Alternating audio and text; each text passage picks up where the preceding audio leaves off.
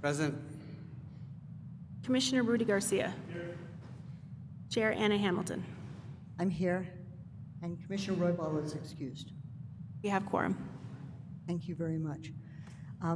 We'll do the, please stand for the Pledge of Allegiance and the State Pledge.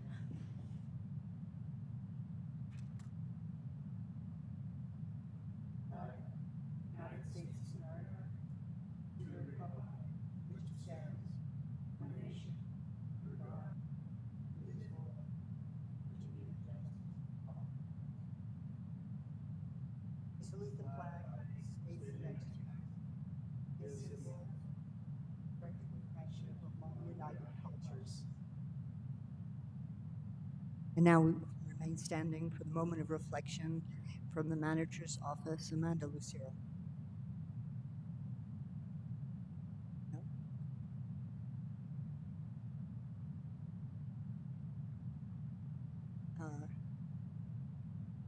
I will go straight to a moment of silence.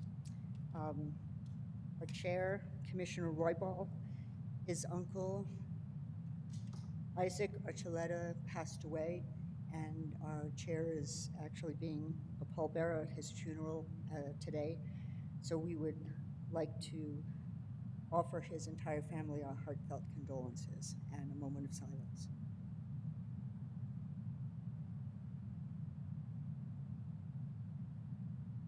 Thank you. Madam Chair, I can do the moment of reflection if you'd like.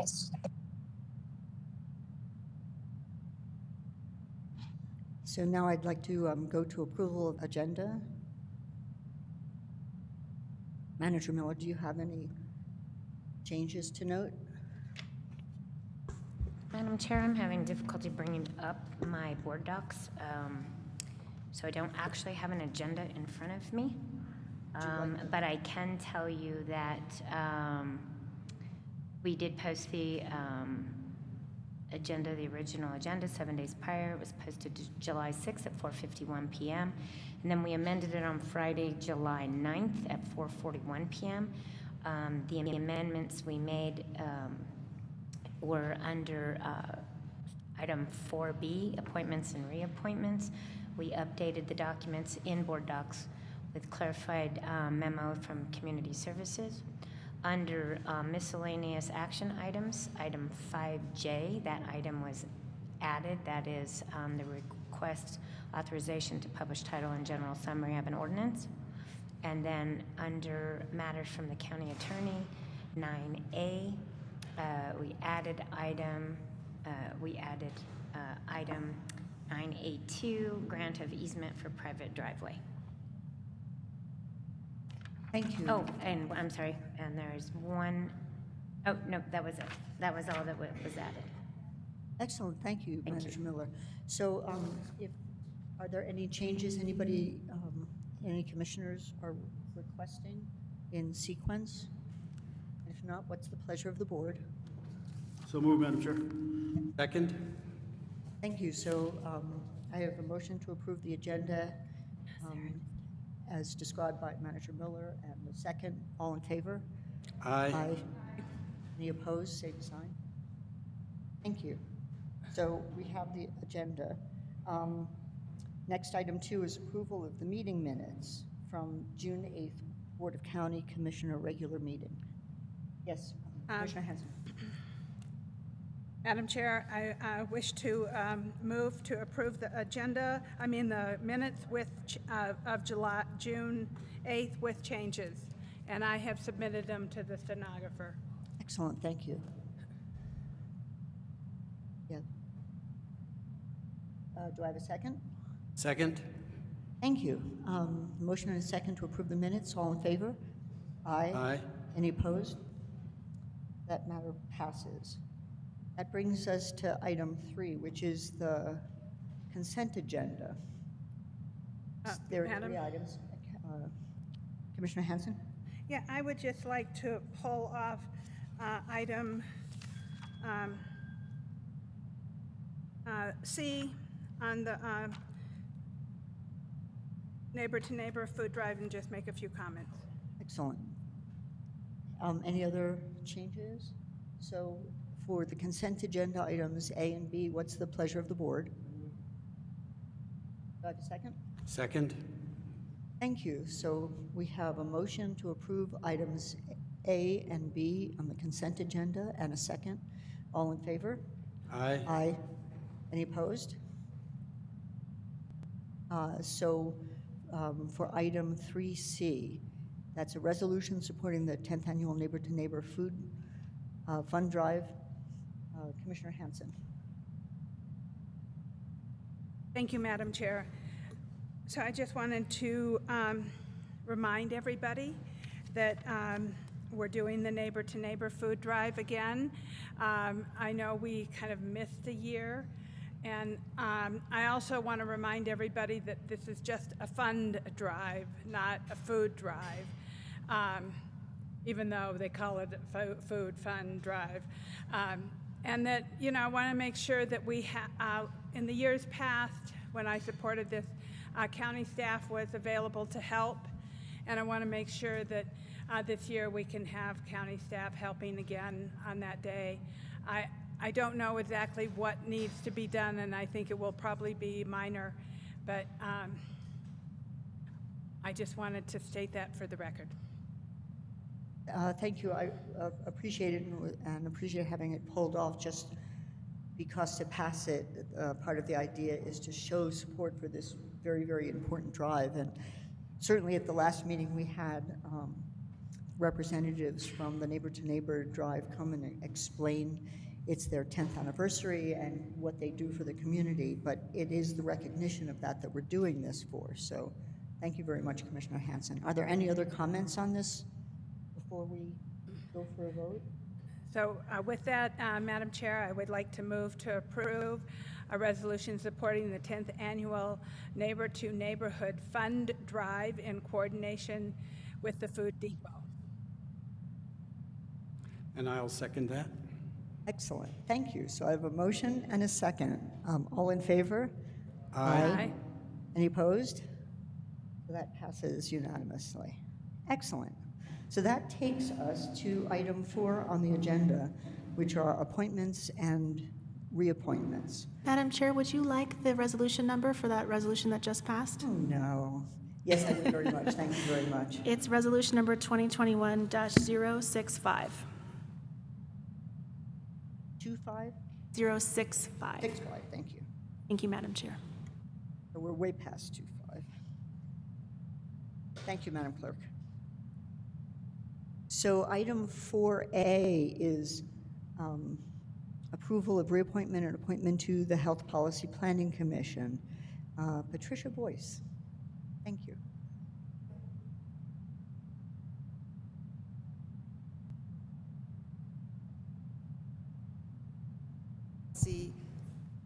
And Planning Commission.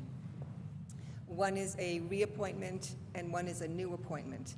The BCC resolution establishing the Health Policy and Planning Commission, the HPPC, provides for 9 members, 5 of them, 1 from each district, and then 4 countywide. The first term of Sandy Dransfield, who is one of the countywide appointments, has concluded, and she's requested to be reappointed to a second term.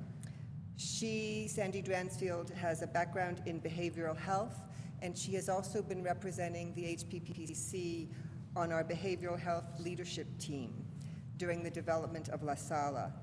Her focus is on providing recovery opportunities for people with mental illness and substance use disorder, and her continued service on the HPPC would be welcome. There is now a vacancy in the District 5 position following the expiration of the second term of a sitting member. As always is the custom, we advertised for these and other vacancies in press releases and on the county website. The person we are recommending for appointment to the District 5 position is Jane Hajovsky. She has a social work background and professional experience in nonprofit management and strategic planning for health entities. And most recently, she's been working on education and training initiatives for disconnected youth and young adults in Santa Fe and northern New Mexico. And we believe her experience in promoting access to high-quality and affordable health care would benefit the HPPC. So we are seeking these two appointments, and I'm happy to answer any questions.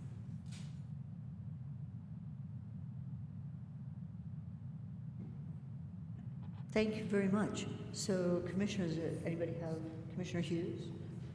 Yeah, I just want to thank Patricia for carefully selecting some good people to serve on it, and I'll make a motion to approve the appointments. Thank you. I'll Hannah. second. Thank you. So I have a motion and a second. Is there any further discussion or any, Commissioner Hanson? Yeah, I also want to thank Patricia and for her work on this committee and working through and finding people that made the match of the committee, because I think that is really important for this committee to have people who are invested in behavioral health and social work and many of those qualities. And so thank you for making this selection. Thank you, Commissioner. Thank you. Any other discussion? Not, I have a motion and a second for approval of the two staff recommendations. All in favor? Aye. Aye. Any opposed? So that item passes. Thank you very, very much, you. Patricia. And that moves us to 4B, which is approval of appointment of members of the DWI Planning Council. Chanel Delgado, welcome. Good afternoon, Madam Chair and Commissioners. I have had the privilege of overseeing the DWI Planning Council for over a year now. When I assumed the position, there were 3 active members. Unfortunately, the DWI Planning Council put meetings on hold during the early stages of the pandemic, only resuming meetings earlier this year. All of the existing members have expired over the course of the year. However, I stand before you today seeking the request of an additional 6 members to our council, each serving a specific sector as required by the resolution number 1997-87. The first member that I am requesting is Crystal Ibarra, our newly appointed Chief of Equity and Diversity and Engagement for Santa Fe Public Schools. Her knowledge and experience combined with deep understanding of our community will contribute a vital perspective to the DWI Planning Council. Crystal Trujillo, a master's student at the New Mexico Highlands University. In 2015, Crystal and her family were personally impacted by a DWI incident in which her family collided with a vehicle. The incident forever changed her life, and she is seeking membership to be a voice of change and provide perspective of her experience. Lindsay Valdez, the Executive Director of MAD, New Mexico. Lindsay brings her knowledge of DWI prevention, law enforcement, compliance, and community advocacy to the Planning Council. She also brings a broader understanding of the DWI issues in New Mexico. Esteban Trujillo, New Mexico DOT Ignition Interlock Program Manager. He brings 15 years of experience with MVD law and 6 specific to DWI. His passion for keeping our roads safe in New Mexico will provide a great perspective to the council. Omar Vega. Omar brings 20 years of experience to community behavioral health provisions. He is currently the clinical director at Team Builders Behavioral Health Services. His extensive experience and education will be a valued asset to the DWI Planning Council. Kathy Armijo Itri. Kathy is the VP of Missions and Community Health at Christus St. Vincent's. Kathy will bring a medical perspective to the council and inform the council through her lens of programming, development, and policy. Her longstanding commitment to addressing behavioral health needs in our community will be a valuable piece to our council. I appreciate your time and consideration of my request, and I stand for any questions. Thank you so much, Chanel. Are there questions? Commissioner Hanson? I don't really have any questions, except for I think she made a great selection, and thank you for your hard work on this. So I would like to make a motion to approve these nominations. Thank you, Commissioner. Thank you. I have a motion. Do I have a second? Second. I have some questions, Madam Chair. Yes. So I have a motion and a second under discussion. Commissioner Garcia? Really quick for staff for Attorney Schaefer. So these individuals are very qualified. The individuals that actually work for the state that work for DWI, is that any sort of a conflict or anything from being on this committee?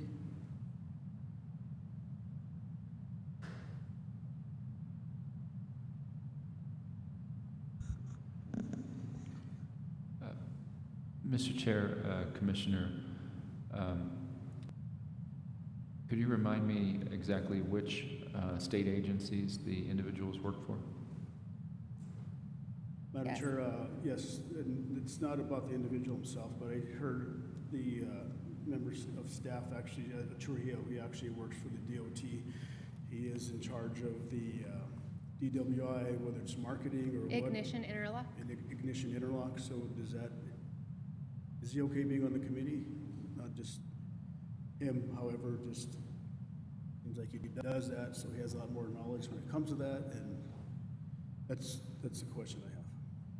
Mr. Chair, Commissioner Garcia, based upon that description, I can't think of any conflict between the work he does at the state and the work he would be doing for the DWI Council. In particular, I don't believe that our DWI prevention efforts have anything to do with interlock licenses. I think it's more on the front end trying to prevent DWI rather than punitive or remedial measures on the back end. So I personally wouldn't perceive any conflict. Thank you. Any further discussion, Commissioner Hughes? Yeah, thank you again for picking such well-qualified people. It seems like you didn't have very many applications, though. So this would be a 6-person committee, but there's allowed to be 9. Are you planning to advertise again and try and get 3 more people? That is correct, Commissioner Hughes. We have current vacancies in the law enforcement sector, an elected official, media, and legal. And we do plan on advertising once again to fill our committee. Okay, good, thanks. Thank you, Commissioner Hughes. Any further discussion? If not, we have a motion and a second. All in favor? Aye. Aye. Any Aye. opposed? Thank you, and thank you, Chanel. Thank you. Nice to meet you. So that takes us to item 5, miscellaneous items. 5A is request approval to retire K-9 Akiro from service with Santa Fe County. We want to welcome our sheriff, Adan Mendoza, and our K-9. We expect this item to take quite a long time, just by the time, everybody gets to say hi to the K-9. Thank you, Sheriff.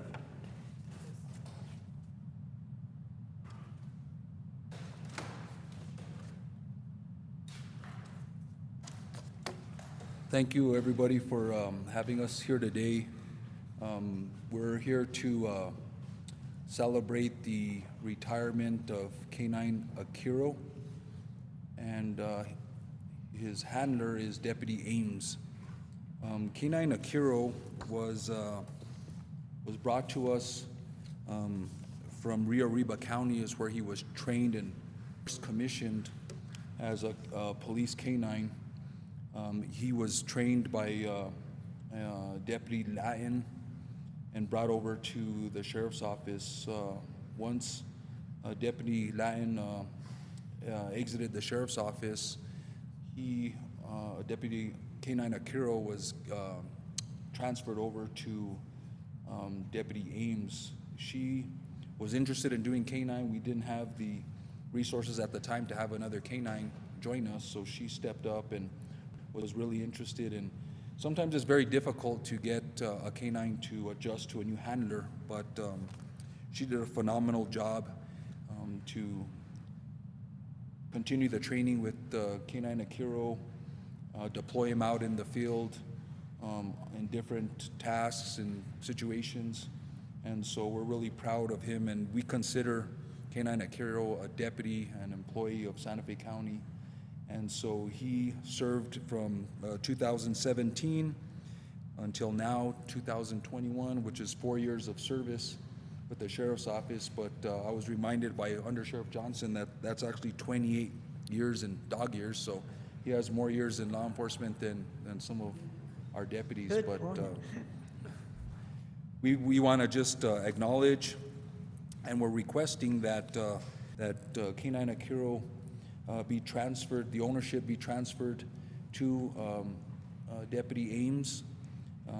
It's very difficult to transition ownership of these type of service dogs based on the fact that they're very loyal and their whole life has been with their handlers, and so it's very difficult to transfer ownership. And so we're requesting that the county allow Deputy Ames to adopt, I guess, or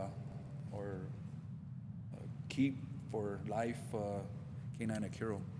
And with that, we'd like to present K-9 Akiro with a certificate. It reads, "Congratulations on your retirement from the Santa Fe County Sheriff's Office, K-9 Akiro. Thank you for 4 years of dedication to the citizens of Santa Fe County, 2017 to 2021. So we'd like to present him with this. And sorry, I'm a little skittish around canines myself, so.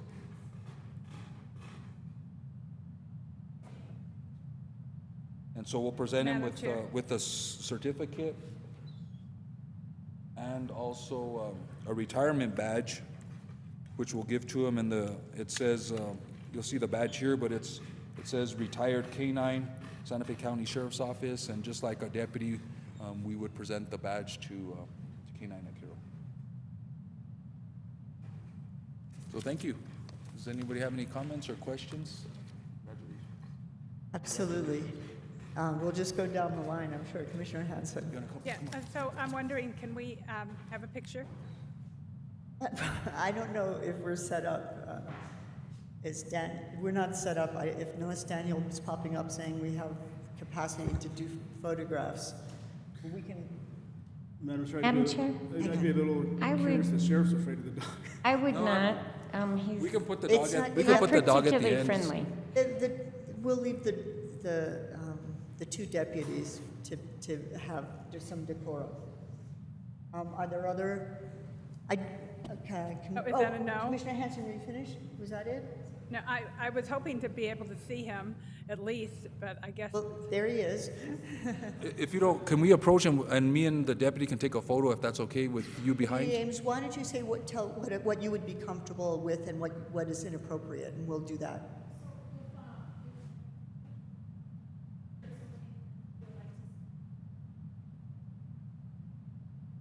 And then you can come up. That's perfect. That's exactly what we would do. Thank you. So yes, commissioners, we can go down in front and take a photo. yay. And while everybody's walking down there, I want to mention that Deputy Akiro started the same year Commissioner Hanson and I started, so this is momentous. Are we supposed to go down in front or stay up here? That was.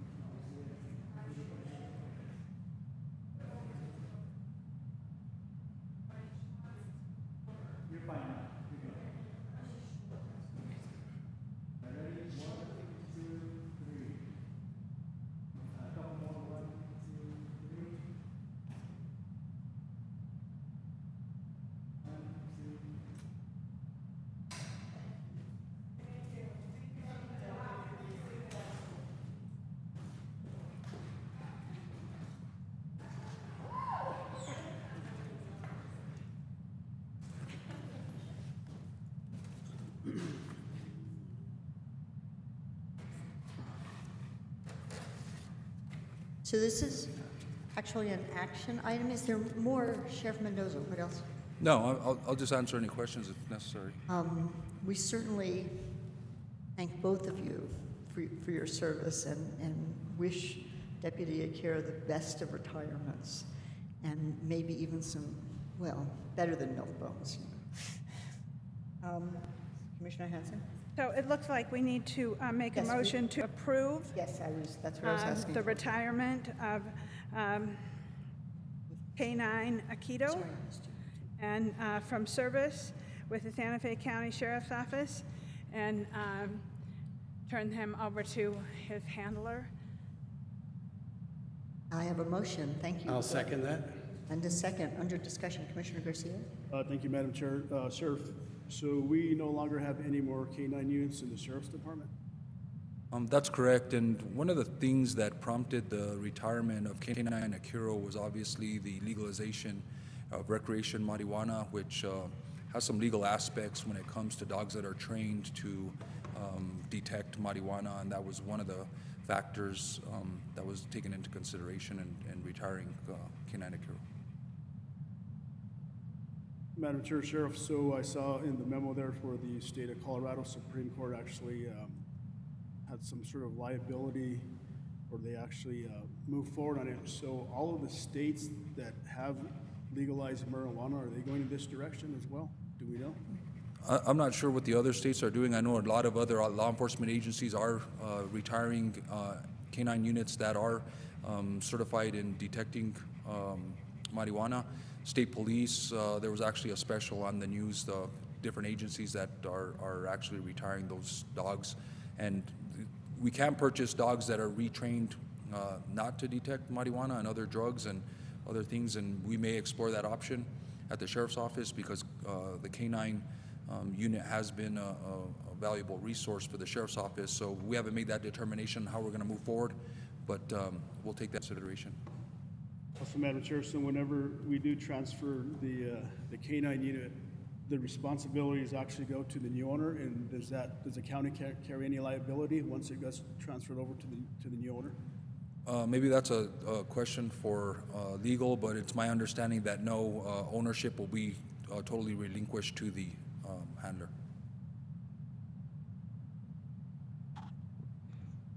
Mr. Chair, Commissioner Garcia, I would concur with that.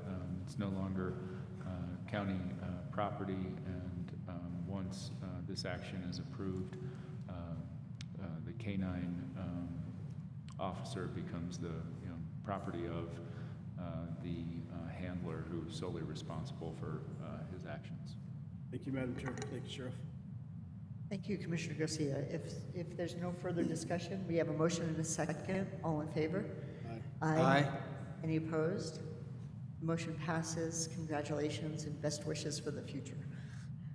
Thank you. Thank you very much. So that takes us to item 5B, which is request approval of county utility line extension and delivery agreement between Goodman Management LLC and Santa Fe County. Anjali Bean, thank you. Good afternoon, Madam Chair, Commissioners. I don't know how I'm going to follow that dog retirement, but I'll try to keep you up. This proposed county utility line extension and delivery agreement between Goodman Management LLC and Santa Fe County would govern the terms and conditions under which the county utility will provide water and wastewater service to executive RV boat and storage. The development will occupy approximately 8 acres within SDA 1 on 53, 55, and 58 Fire Place. This property is right off of New Mexico 14, off of Highway 599, so it's within District 5. The proposed water budget for the development, including the 20% contingency required by Resolution 2006-57, is 0.23 acre feet. So it's, as you can see, a fairly small development. The utility's provision of wastewater service will be subject to a memorandum of agreement between the City of Santa Fe and Santa Fe County for the provision of wastewater collection and treatment of the Thornburg Amended Master Plan area, which is that whole area. The developer is responsible for assuring that the utility has sufficient water rights to provide for the entire water budget for the development. This developer shall pay a fee in lieu prior to recordation of the final plat, and unless changed by resolution or ordinance in that time, the fee in lieu shall be calculated based off of $19,341 per acre foot in accordance with Resolution 2018-12 for a total of $4,448. So with that, I will stand for any questions. So Commissioners, are there any questions? Commissioner Garcia? Is this development at? So it is just north of 599, just off of Highway 14.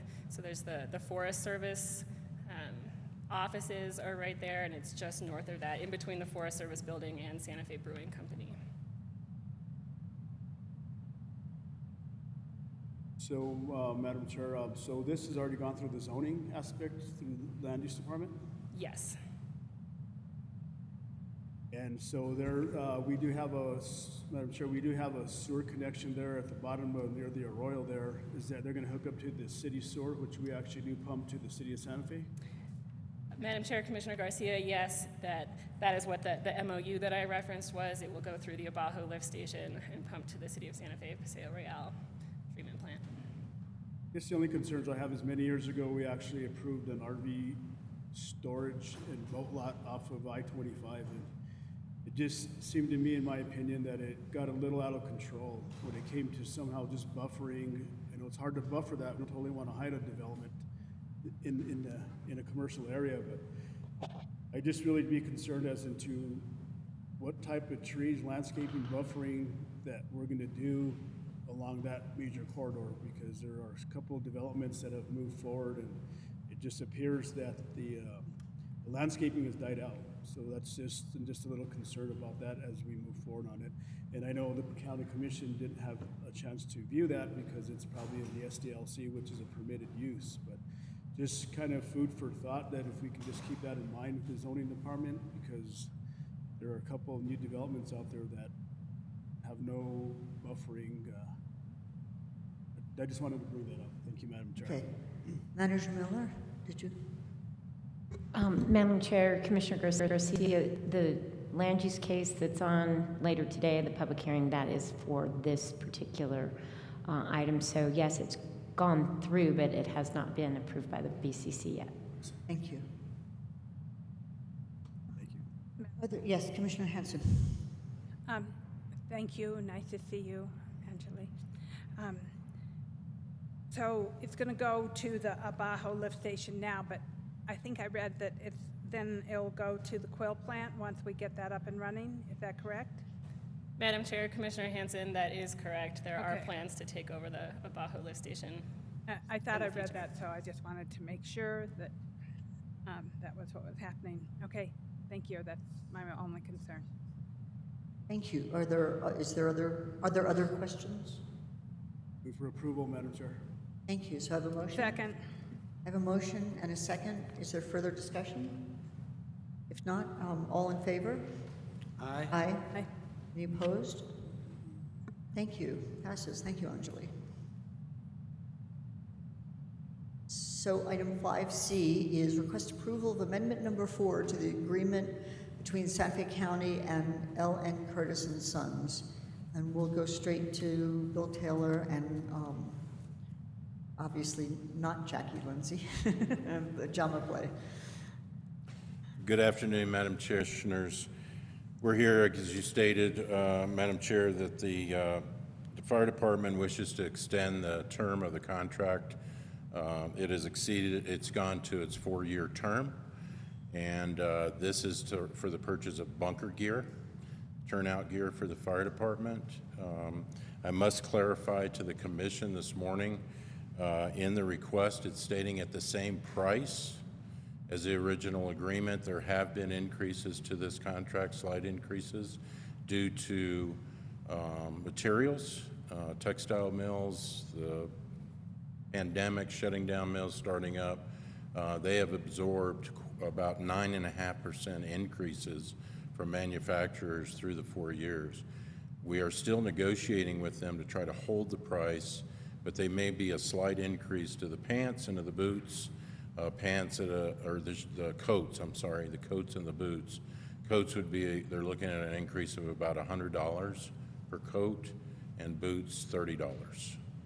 And so that's what I wanted to clarify to the board. We're still here requesting the approval to amend it and extend it for an additional year. With that, I'll stand for any questions. Okay, great, thank you. Commissioners, any questions? Commissioner Hanson? With that cost, what's a estimated round number of how many pants, how many boots are we talking about? Madam Chair, Commissioner Hanson, I don't have that information in front of me right now. Perhaps if the chief were here or fire marshal, an estimate of what we expect. How many coats we are gonna use a year? Approximately. I don't have that information. I can get that information and provide it to the board. I apologize, I didn't bring that amount with me. It varies depending on the hiring, but they do have to change out that gear. They do go through a cleaning process, but after a while, they do replace those. And they time out. Yeah, I know that we made sure that they had the ability to clean their uniforms when Commissioner Hamilton and I came into office, but I was just curious to know on a rotating basis, like, is it 100 uniforms or 100 pants, or is it 500 pants? Just a ballpark, but I was just curious. This is not a fixed, we're not approving this for a fixed number of items, though. Is it? Madam Chair, that's correct. This is a per unit price. Right. And it's for the 1-year term. It's an agreement that allows them to purchase the gear during that time. And again, Madam Chair and Commissioner, I apologize, I didn't bring that total amount with me. It's in my packet, but I didn't bring it along with me. So this would cover replacement gear and new gear for, additional gear for new hires. Right. Madam Chair, that's correct. Second. So I have a motion and a second. I think there's further discussion. Commissioner Garcia? Madam Chair, in regards to the securing a price for the apparatus, so on and what we're talking about, Manager Miller taught me this a long time ago. And so when we secure that price agreement, because this is what's happening throughout the country, and is they can't deliver the goods. Look at the dealerships in Albuquerque. Cars can't get built fast enough. We have a shortage of food that's starting to come up, and the taxpayer, the individuals realizing, sure, we're tied into a contract, but they can't deliver it because the manufacturer's not making enough. Are we okay if we get tied into a contract amount and they can't deliver the goods? Madam Chair, Commissioner Garcia, that's correct. The market's pretty volatile right now with labor, materials, particularly textile mills that are restarting and getting employees back to work. Ellen Curtis is a national organization that has secured supplies and materials, and I think we can be guaranteed, they are guaranteeing that they can deliver. But I did want to make the commission aware that we're trying to hold them at the price, but there could be as much as a 3% increase to those items. Thank you, Madam Chair. Thank you, Bill. Thank you, Commissioner Garcia. Commissioner Hughes? Yeah, thank you. So with the increase in price, do you feel like this equipment would still be competitive with other vendors? Madam Chair and Commissioner Hughes, it's hard to say. I mean, I think at this point, we could compete this fiscal year. We could go out for another invitation for bid. The original invitation for bid was quite robust in that we received and evaluated proposals They, each supplier supplied sample uniforms, and then they were shortlisted, taken to the training facility at Agua Fria and run up the ladder. They were tried out and tested and evaluated at that site. Some of the other competing firms were not able to hold up to those standards. So although the price could be competitive, LN Curtis was the lower price of in the original solicitation, but it's really hard to say in today's market if it would open up an opportunity for higher price, but we would be, this is an extension of a one-year extension, and we would be more than happy to proceed with a new solicitation this fiscal year to see what the market bears or would produce. Right, well, it sounds like with this plan, maybe the plan is to open it up next year for bids and go through a process? Madam Chair, Commissioner Hughes, that's correct. Okay. Yeah, that would make sense to me. Thanks. Further discussion? So we have a motion and a second. All in favor? Aye. Aye. Any opposed? Thank you. That passes unanimously, and thank you, Mr. Taylor. So that takes us to item 5D, which is request approval to utilize the statewide price agreement with Code 3 service for the purchase, implementation, software integration, hardware installation, and training for a new DMR, digital trunking radio system at the adult detention facility. And I think we still have Mr. Taylor. Thank you, Madam Chair, Commissioners. The Public Safety Department wishes to utilize a statewide price agreement to purchase the new radio system. The existing radio system at the adult detention facility was purchased in 2008. It's reached its life cycle, it's outdated, and more importantly, it is not meeting the Federal Communications Commission's new guidelines. And so we're here before the board asking your approval based on the original cost proposal from Code 3. The amount of that contract would require BCC approval, looking at approximately around $337,000 cost to the county. And so utilizing the price agreement, it was competitively bid by the state. And so we'd like to request approval to utilize that state price agreement and enter into an agreement with Code 3 to provide the radios. With that, I'll stand for questions. Thank you. Are there any questions? Madam Chair. Yes, Commissioner Garcia. Thank you, Madam Chair.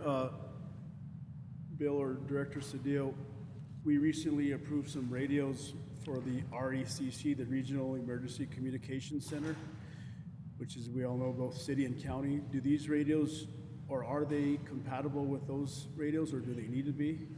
Mr. Chair and Commissioner Garcia, as far as I know, they're not. I mean, they're a single digital radio that's used around the adult facility. The P25 radio system that you're referring to is remote, but I'm not sure if the director knows if they would tie in and communicate with those radios. I'm not sure. We could certainly have that discussion with Code 3 and see that they could tie in to the P25 radios. I'm just thinking of, Madam Chair, where just everything is just tied in these days, and but we can talk a little bit later. I'll talk with Director Cedillo or Manager Miller. Thank you, Madam Chair, and if there's no questions, move for approval. Thank you. Second. So I have a motion and a second. Are there further questions? I just have a very, very brief question. I assume this was anticipated in the budget? Madam Chair, correct. This is capital outlay that was approved for the department. Excellent. For the Thank purchase. You. So we have a motion and a second. All in favor? Aye. Any opposed? Thank you. So that moves us to item 5E, which is requesting approval of agreement between Santa Fe County and Autograph in the amount of $600,000 exclusive of GRT for architectural and engineering services related to a mixed income affordable housing development at Camino de Jacobo. So we still have you. This is wonderful. Thank you. Thank you, Madam Chair, Commissioners. The Housing Division entered into, we issued an RFP for architectural design services. Autotrof was selected as the highest rank to provide design services from programming all the way through project closeout. Their cost proposal of $600,000 is both for basic services and additional services. This is a development, as you stated, affordable housing development there that is looking at using the, I may need help from County Manager Miller on this, but the tax, 4% tax, mixed income affordable housing, it's rather involved plan for this development, but that is using the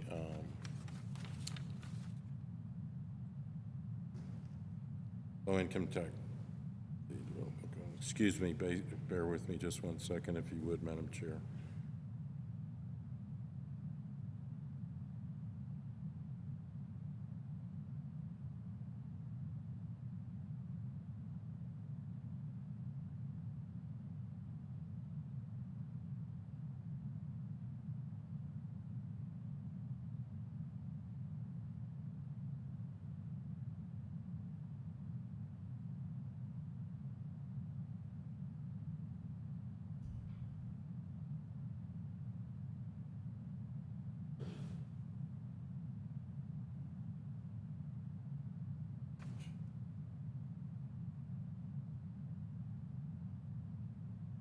Bill, would you like me to help you with this one? County Manager Miller, I defer to your Be happy to assistance help on you, the Bill. the tax credits. I was going to get into that, and I stepped off into something that is way over my head. I can talk to you about the design contract and what they're going to deliver to us, but the funding is a little bit more involved. Excellent. Thank you, Manager Miller. So, Thank you. Madam Chair, Commissioners, the Board of County Commissioners appropriated about $600,000 towards the initial start of this project. This is the Camino Jacobo development, and this is the first part of what we need to do in order to hire an architect, a design firm to do the initial stages of design and planning and consulting to apply to the Mortgage Finance Authority for a 4% tax credit, hopefully, project. It's a competitive funding round. The state receives a certain amount of tax credit, 4% tax credits and 9% tax credits. The 9%, you go to the Board of Finance to get the 4%, which is much more equity into a project from investors because they get the tax credits. But it's a competitive, goes once a year they do, the MFA puts out a solicitation or a notice of funding availability of the tax credits, and you have to actually submit an application. It's not a simple application. There's a lot of requirements in how you design that affordable housing, what target incomes you reach, what social determinants you try to affect, not just low-income housing, but it could be seniors housing, it could be disabled individuals that you have certain rooms dedicated to that.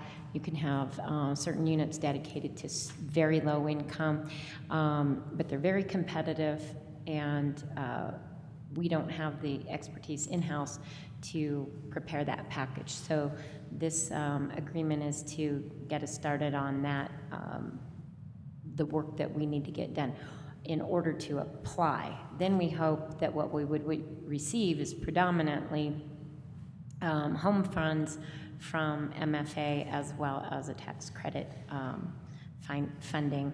And then we put, after we get that determination made, whether we get a 4% tax credit allocation, then we would look at any gap financing that we need in order to complete the project. Excellent, thank you. And Madam to- Chair, To remind. what she said. What she said? Perfect. To remind the board and for people who might be listening, could you say a few words about how this effort to do initial design links into the 2020 Innovation in Affordable Housing Student Design Award that this site received? Madam Chair, Commissioners, yes, as a matter of fact, Joseph and his team put in for the Innovation Design Grant, and we received that, which brought a team of young students who, as well as professional expertise, to collaborate and give us ideas for how to develop that property and what it would look like. So we bought that property a few years ago using our affordable housing fund that came from developer fees that were payments in lieu of affordable units. And then that's what the funding we used to buy the land. Then we applied for that grant to get ideas of how we should move forward. So they did some initial innovative programming ideas. And then this contract would be awarded to take off from what that group did and actually do our preliminary design to the level that we needed in order to apply for the tax credits. Fantastic. So, yes, Commissioner Henson. Yes, thank you, Manager Miller, and thank you, Bill. This is in my district, and I have been working with Joseph on this project, and the last actual county meeting I went to in 2020 was meeting with these groups of students that came here. It was like March 10th or something like that. And so I have been involved in this, and I think Autothrope is a very reputable company that has been in Santa Fe for quite some time, and they have been working quite hard and alongside of Joseph on this project all along, and were involved in the beginning when the students did the design with this project. So I think that it is an appropriate group or firm to continue to work on that. And with that, I would like to move to approve a contract with Autothrope between the Santa Fe County and Autothrope in the amount of $600,000. Thank you. I have a motion. Do I have a second? Second? So I have a motion and a second under discussion. Commissioner Garcia? Thank you, Madam Chair. $600,000 is a large amount of money to pay an architectural firm, and usually we range anywhere from 8 to 10%. So this is roughly, the way I look at it is we're going to build a $6 million project. And so the question is in regards to the architectural firms is they're going to walk us through the entire process from meeting with whoever they need to meet with and all the way to applying for those tax credits, all the way until finished construction documents? Madam Chair, Commissioner Garcia, that's correct. This $600,000 is what you're referring to on the fees. This $600,000 includes both basic services, which is the programming, schematics, design development, construction documents, all of that, plus what's in that $600,000 are those additional fees for what you're brought up about going through, meeting with the city, getting the approvals. Our contracts with architects for these services are set up at each milestone within the design services, they cannot move forward with the next milestone of that design without written approval by the county. So we're going to go take this as far as we can to get the approvals as Manager Miller described, to get the tax credits, to apply for this development. So at that time, so the full $600,000 probably will not be expended immediately. Well, half of that, $300,000, to get us through right to the beginning of design development. Then also, Madam Chair, this might be for Manager Miller, is we have anywhere from a 4 to 9% tax credit that we're available to apply for. How much money is actually out there through MFA? And does the architectural firm guarantee that we're going to get some of those dollars that are allocated for these types of programs? Madam Chair, Commissioner Garcia, it's actually an open competitive round. I don't know how much they get in tax credits, but they're two completely separate allocations. There's a 4% tax credit, and they actually do a competitive round statewide where developers come in and present a project that meets a bunch of criteria in their notice of funding. This project will actually be probably more like $15 million as far as an apartment complex goes, or a multifamily living complex goes. And the tax credit process, what you're getting are investors who buy the tax credits, and that's your equity in the project. So, and 4% is more equity invested into the product or into the project than a 9%. If we don't get a 4%, so this architectural firm is going to assist us in doing the financial feasibility and other special studies that we need to do in order to apply these. This is beyond what we would do in a normal architectural services contract. They need to help us do community input and coordination. They need to help us put our low-income housing tax credit application together in order to try to get tax credit funding.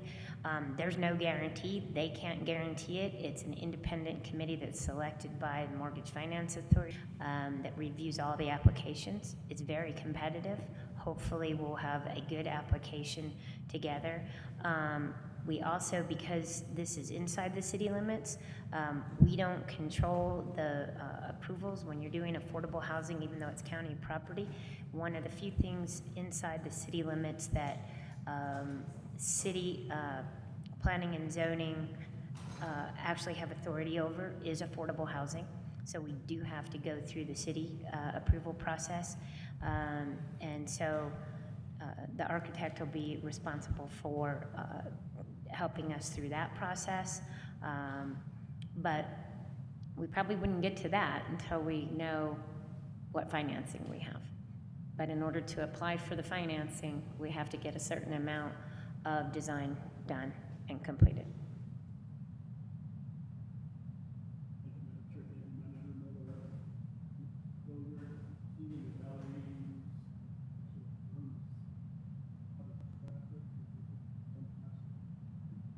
Madam Chair, Commissioner Garcia, was part of the criteria in the RFP, and Autotroph did come to the table with most experience with these tax credit applications, particularly in Santa Fe. Thank you, Commissioner Garcia. Commissioner Hughes? Thank you, Madam Chair. I don't have any questions. I just want to make a couple comments. One is that I think this is a great project. I think it's particularly good that we're trying to use the 4% tax credits, because my understanding is they're underused around the state, and so we have a very good chance of getting the financing. But I mean, if for some reason we weren't able to get that, I think there's some new sources of funding coming online from the federal government and the state and all for affordable housing. So I think getting this first work done will put us in a position to get, all different kinds of financing. I once worked on a 9% tax credit, and I never hope to experience that again. I think the 4% are much more reasonable, and I think it's a great way. If we get if the first one works well, then we can do another one and another one and another one, and and make a dent in the affordable housing problem in Santa Fe County. So, very good. Thank you. Fabulous. Are there any other questions or comments? I agree with the commissioners, commission up here. It is a great project, well needed in this community. If you actually go back to that property, you see what's behind the Shell station there. It's sad to see how individuals are out there, living out there, and it's just, this is a good project, and hopefully those individuals that are out there that we see on the streets actually can benefit to this type of project. Thank you. Thank you. So we have a motion and a second. All in favor? Aye. Aye. Any opposed? Thank you.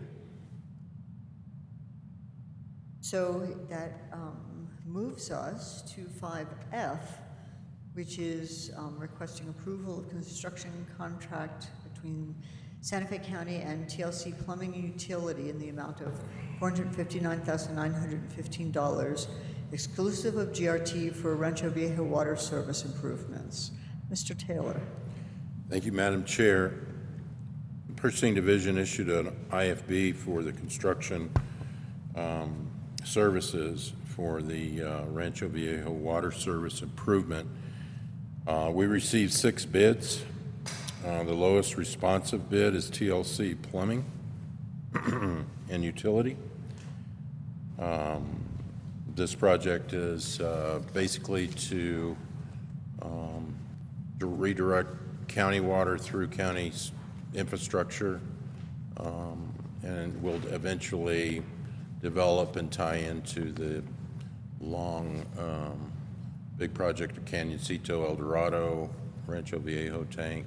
But this basically will create a valve that will remove us from moving water through the city's infrastructure into our infrastructure and alleviate the fees that the city charges us to move water from BDD through their system.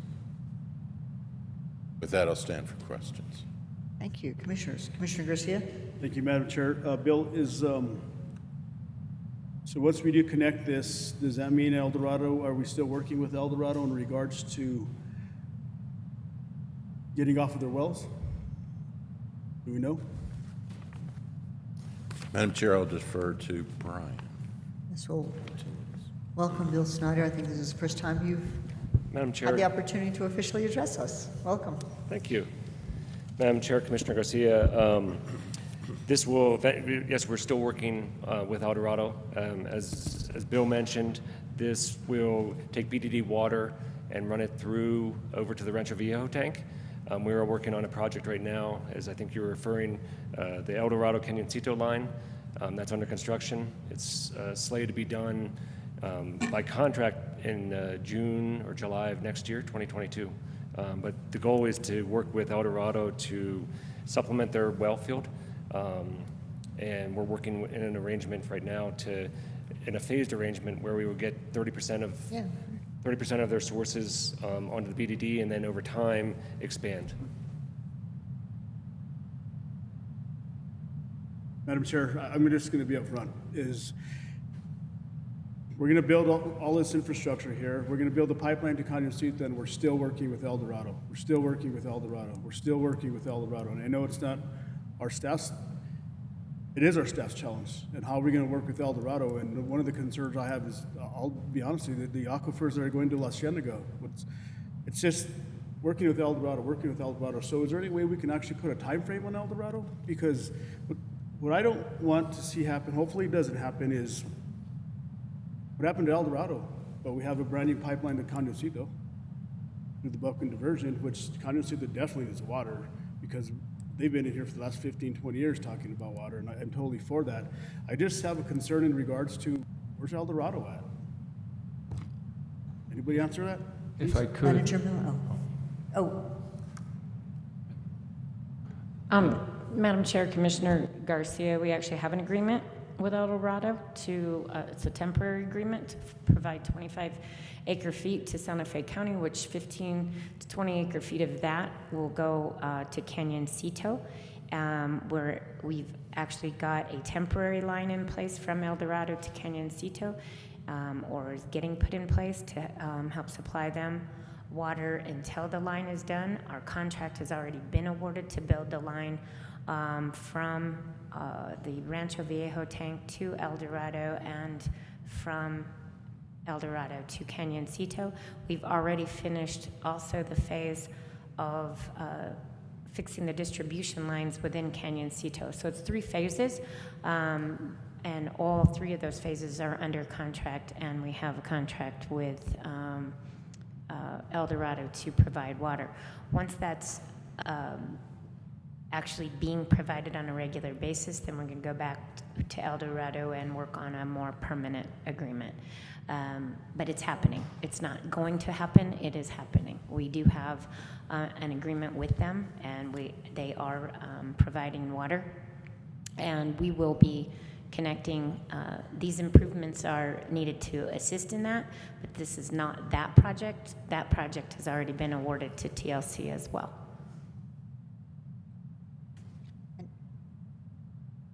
Thank you. Mr. Schaefer, did you have anything to add to that, or was that? Mr. Chair and Commissioner Garcia, the only thing that I would add to the county manager's description is that our current agreement with El Dorado is in fact a permanent one. However, it does contemplate that the parties will endeavor to negotiate a replacement agreement and do so by December 31st of 2022. Should those efforts fail, the agreement that is currently in place would continue on in perpetuity.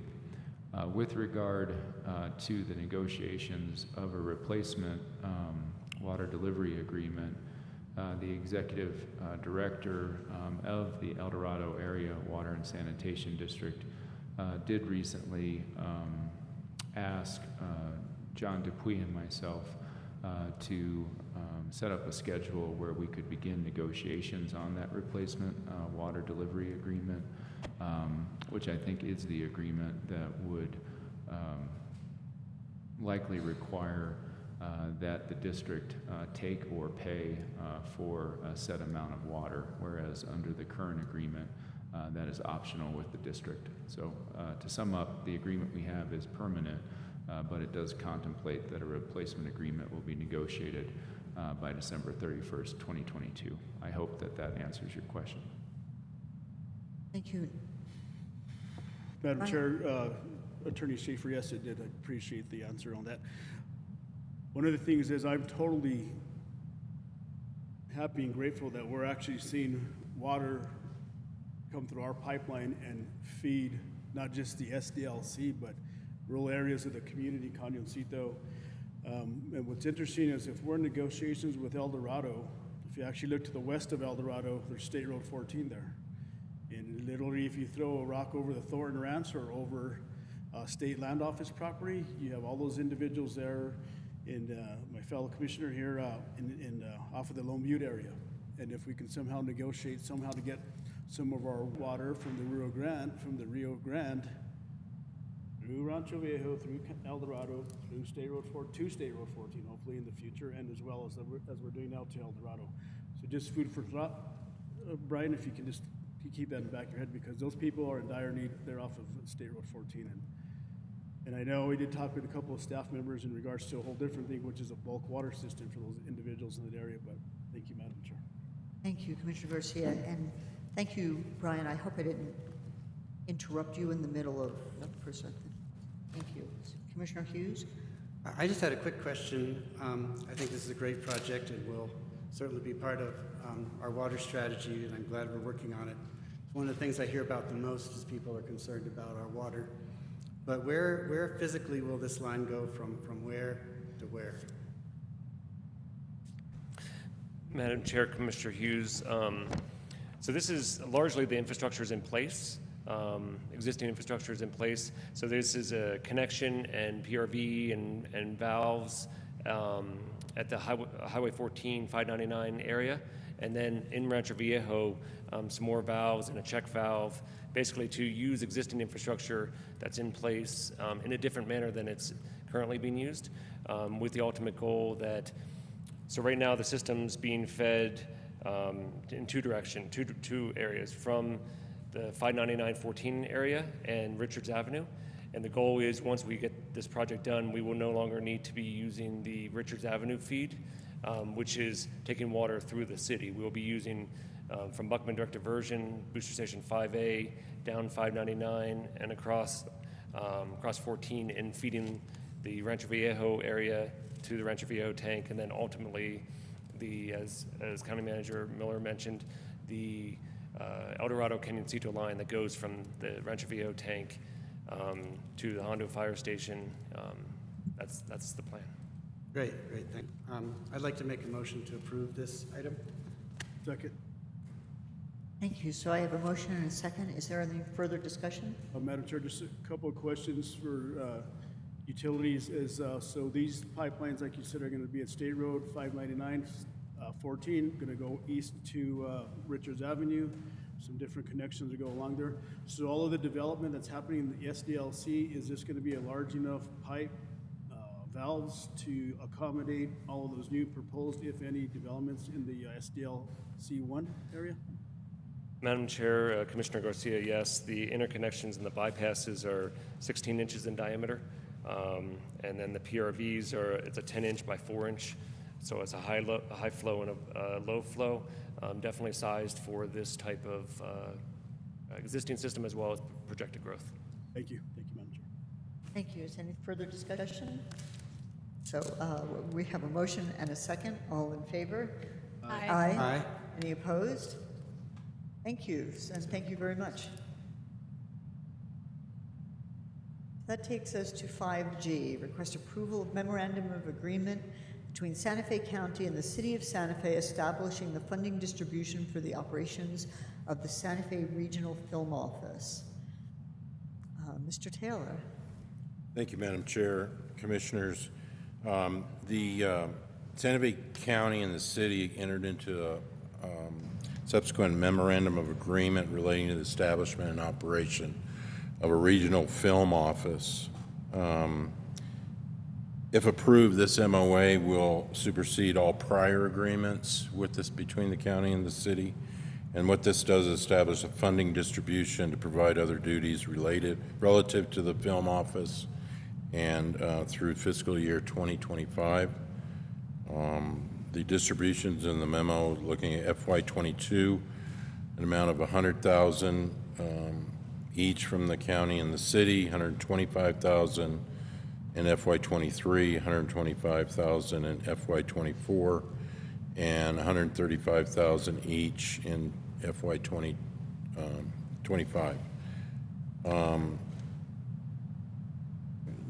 Shared funding is through Economic Development Fund, funds from the general fund, other capital outlay related. The agreement is a 4-year term.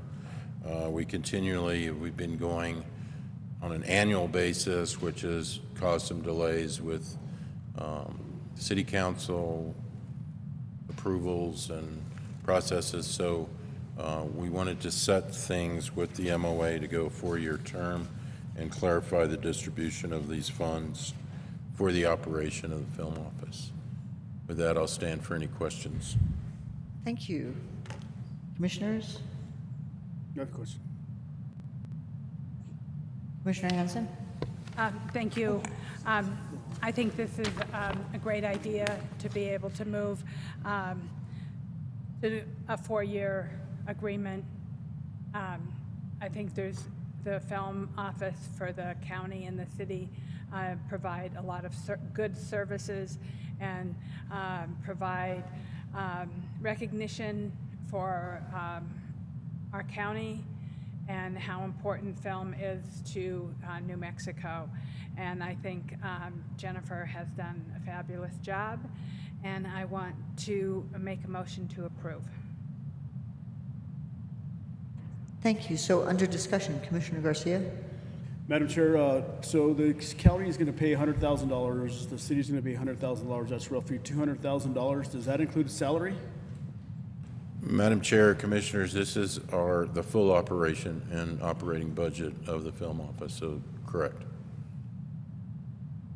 And who provides, Madam Chair, the county is actually providing housing for the individual staffs that work there, correct? It's county, Madam Chair and Commissioner, that's counted towards that distribution. And Madam Chair, just for the record, we did get for our last contract that we had with the city of Santa Fe.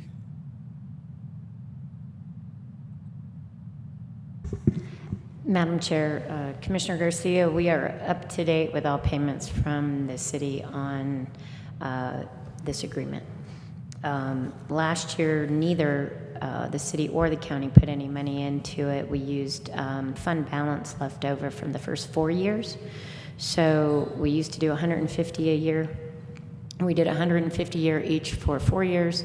And then last year, we had about 187,000 or somewhere in that range, a little shy of 200,000 left in fund balance, which we shared equally with the city. And so we used that last year and didn't budget any new revenue into the program.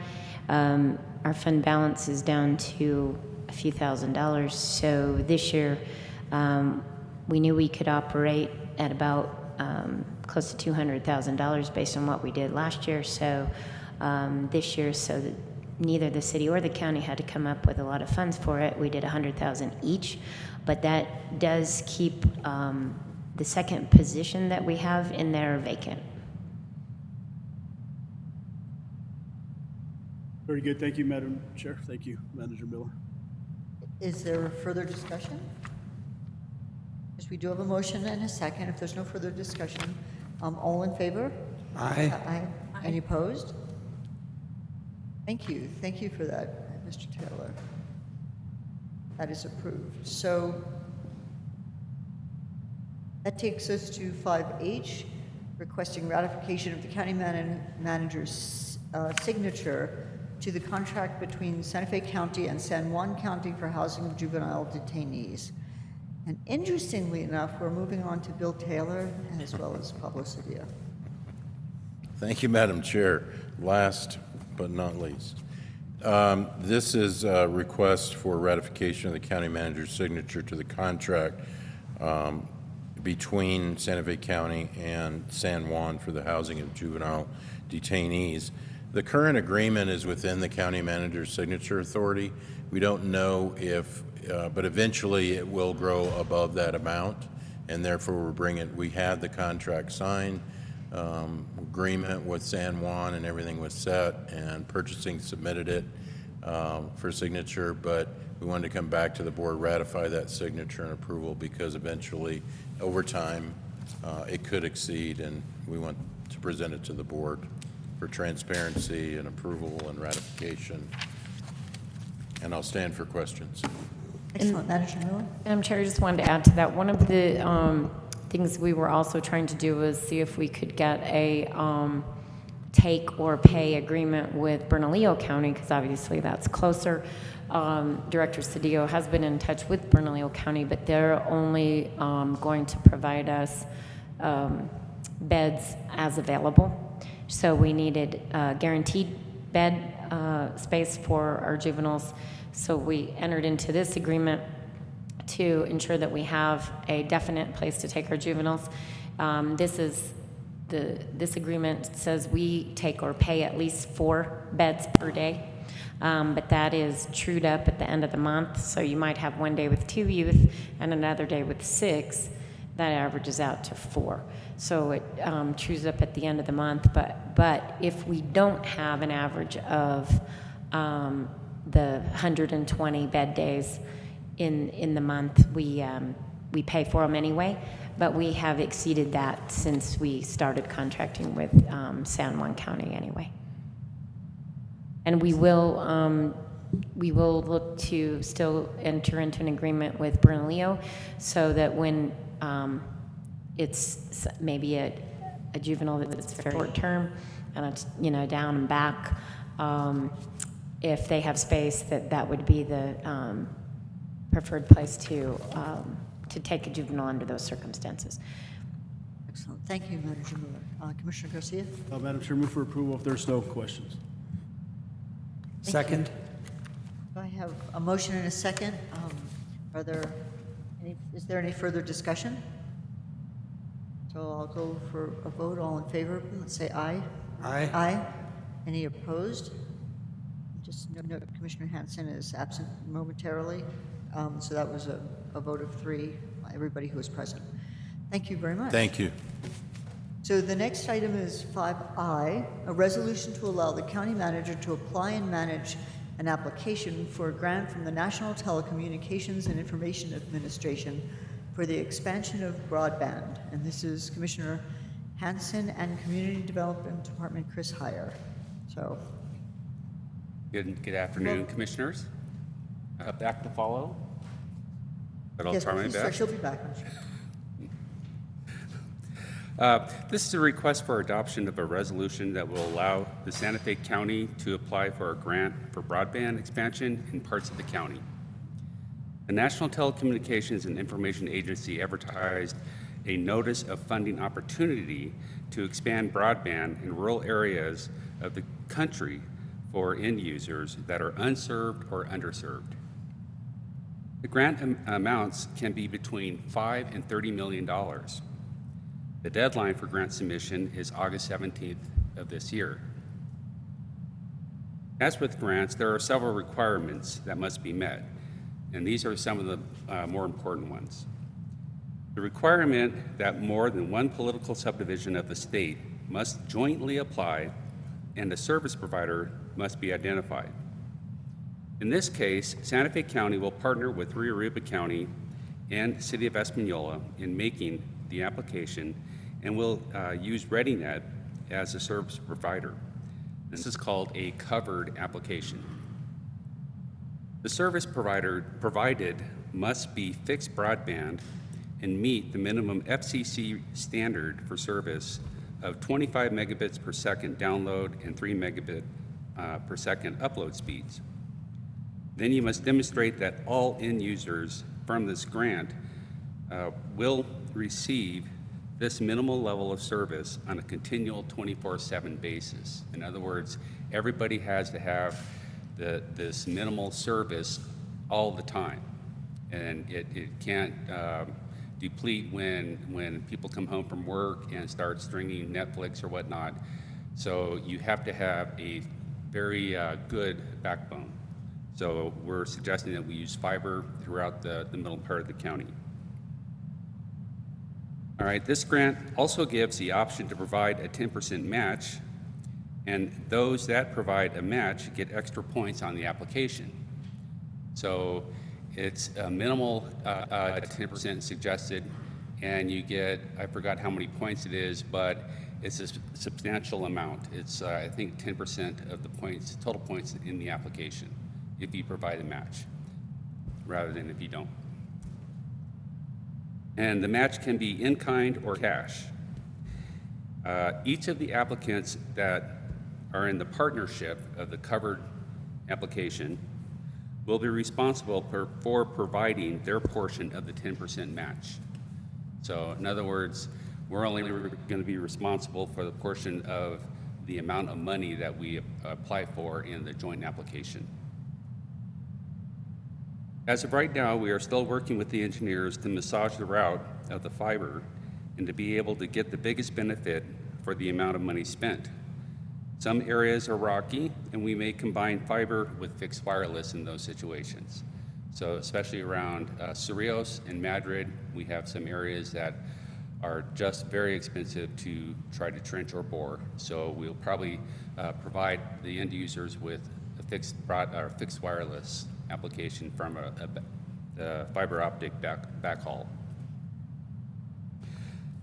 So the resolution that is attached is to authorize the county manager to apply and manage the grant application on behalf of the covered parties and to act as fiscal agent in administration of the grant.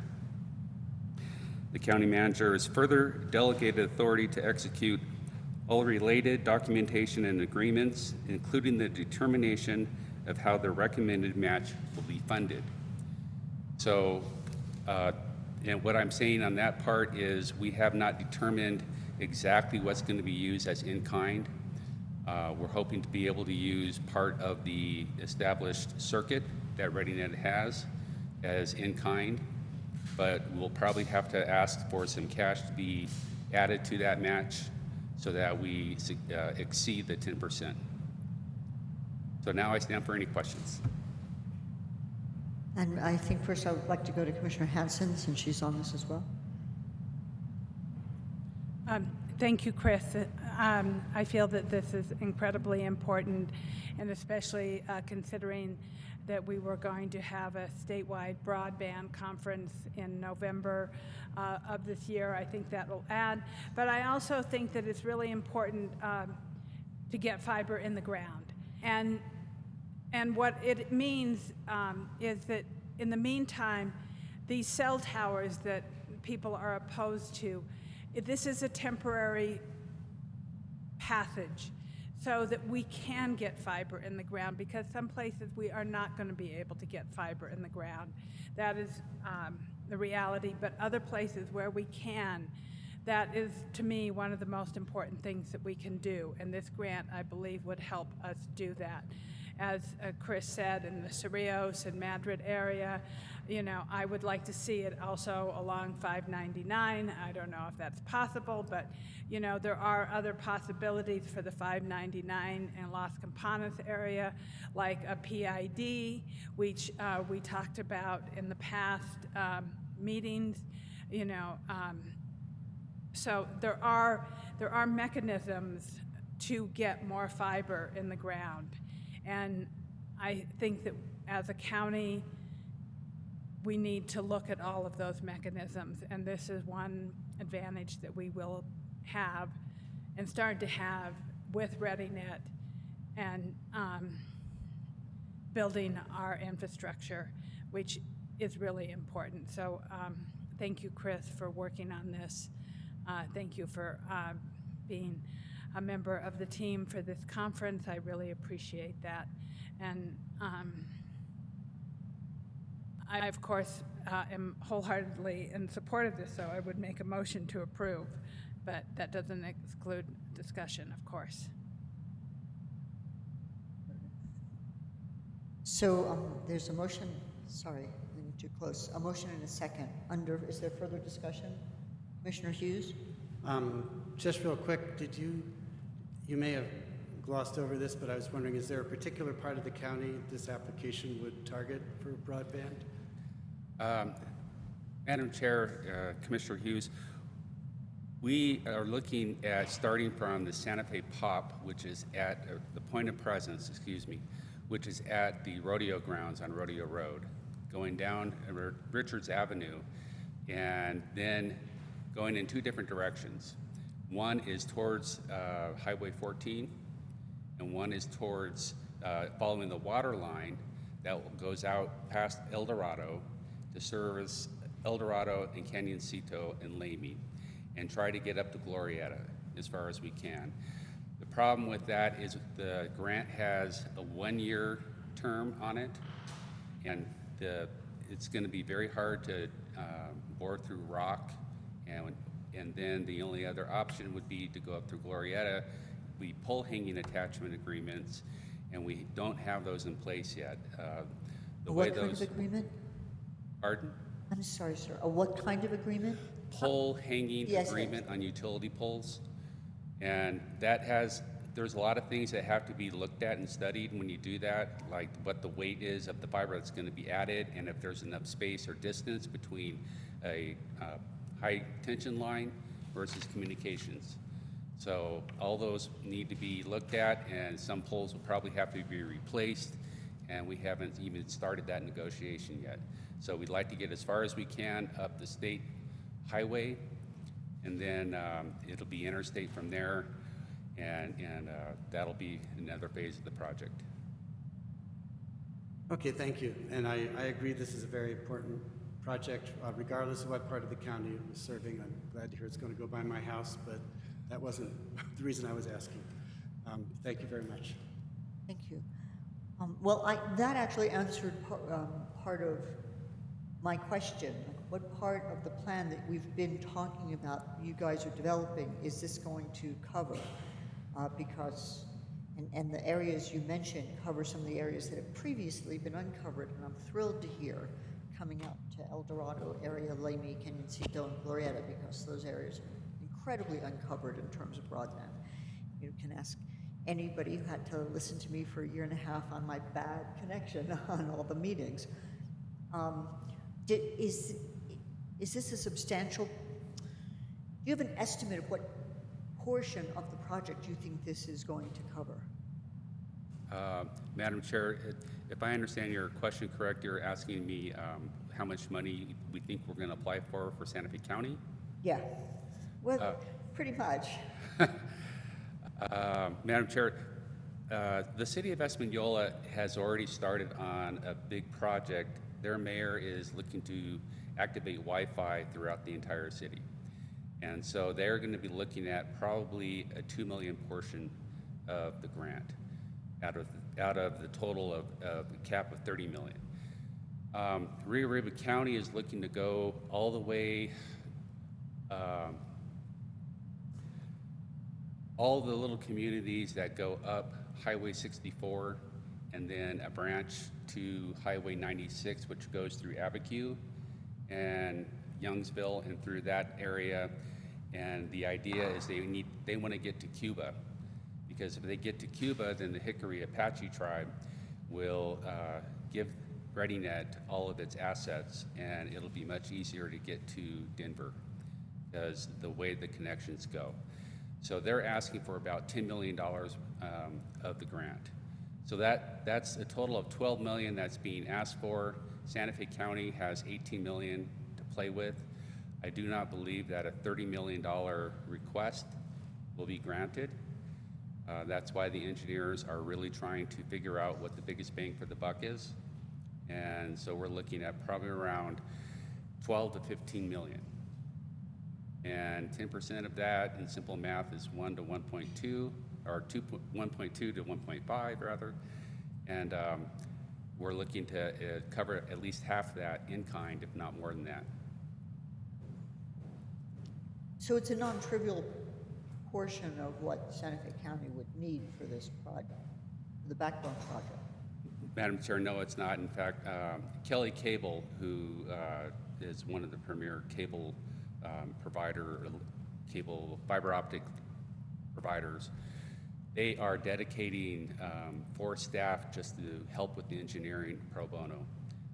They look at this as being something that's substantial, and they would probably be the ones that are contracted via ReadyNet to lay the cable. Excellent, thank you. Is there further discussion? Yeah, Commissioner Garcia? I just have some concerns in, great project. Broadband should be all over the entire world, right? That's where we're going. One of the things that I just have some concerns about in broadband is you talked about the pop box, which is that little square box that's actually located at the county fairgrounds. It's been there for many years and we have not utilized it. I understand that. In regards to, people may not realize in the downtown area, we never had any fiber here until we actually pursued and we built our new facility down the road here at 100 Catron, and that actually, we had no connection from here or there other than wireless on the roofs. And so that actually kind of alerted the city, and we participate in actually having connection throughout the downtown area. We've dealt with broadband in the past that the state legislature has funneled a lot of money to Rio Arriba County, the city of Espanola, as well as Santa Fe County. And so when you have fiber on Rodeo Road, and we're going to do additional fiber over the existing fiber on Rodeo Road, or are we going to tie into that from the pop box? It's a question I have, because is there redundancy or not? Because what people may not realize is that main line comes from Albuquerque, and if that main line was to ever get cut, everybody'd be in a world of trouble. So if you're going to go off the pop box, different locations, are you going to go over existing wire or existing fiber, or are you going to connect to the existing fiber?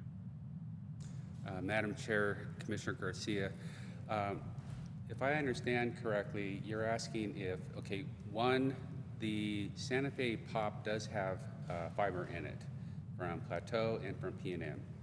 And ReadyNet has dark fiber that goes into the Sims building. Through the Sims building, there is a lot of redundancy. So we have several places where we do have redundant circuits throughout the county portion, the county-owned portion. One of the things that I did not mention is that we would like to have connection where ReadyNet comes down to Bank of America on St. Francis Road. It's called a quasi box. And it crosses the road, so we have a quasi on either side. And the city has agreed, Rich Brown has agreed verbally so far, that if we hook up the City Hall and the Convention Center, we will also hook up the Catron facility and this campus, so this building as well. And we were proposing about a quarter mile of fiber to do that.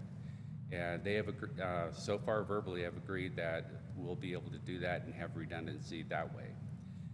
Once we get to the the commercial office of CenturyLink, which is there on Alameda, that is where Santa Fe Fiber exists. So we're going to do a build to the CenturyLink office and then ride Santa Fe Fiber all the way down to the county's point of presence at the fairgrounds. And so we're working on all these agreements, and we're trying to get as much redundancy as we can, because we feel that if we're able to ride Santa Fe Fiber, which is most of it's dark, we'll be able to have that redundancy, and we'll be able to connect to another company's lines called Conterra. And they won the E-rate build that connects all Santa Fe schools. So they have 26 schools connected with fiber, and they have a lot of dark fiber because they overbuilt.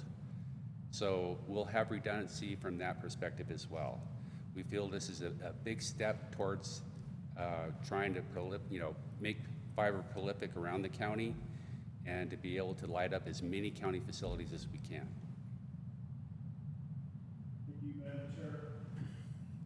It's almost like that song, how we built this city. We built this city on fibers, where we're going. In regards to August 17th is a deadline. It's us, Rio Arriba County, and the city of Espanola. Who's taking the lead in applying for that application? Are you? Are we? Because what I want to make sure is that all three governmental entities participate equally. Because one of the things that we have in here, Santa Fe County, the manager miller is going to administer that money. And so in the past, we've had ReadyNet, and there was some falling out of ReadyNet, and there is some uncountable fiber that's Madam Chair, north of Santa Fe. and here. Does everyone have their mics on? Yeah, Yes. go ahead, keep going. So in the past, we've gotten grant agreements, ReadyNet, and we don't know where the fiber is. We don't know. They don't know where the fiber's in the ground because nobody did any as-built drawings for that. And so one of the challenges up north is you have fiber that goes down State Road 76, 84, 285.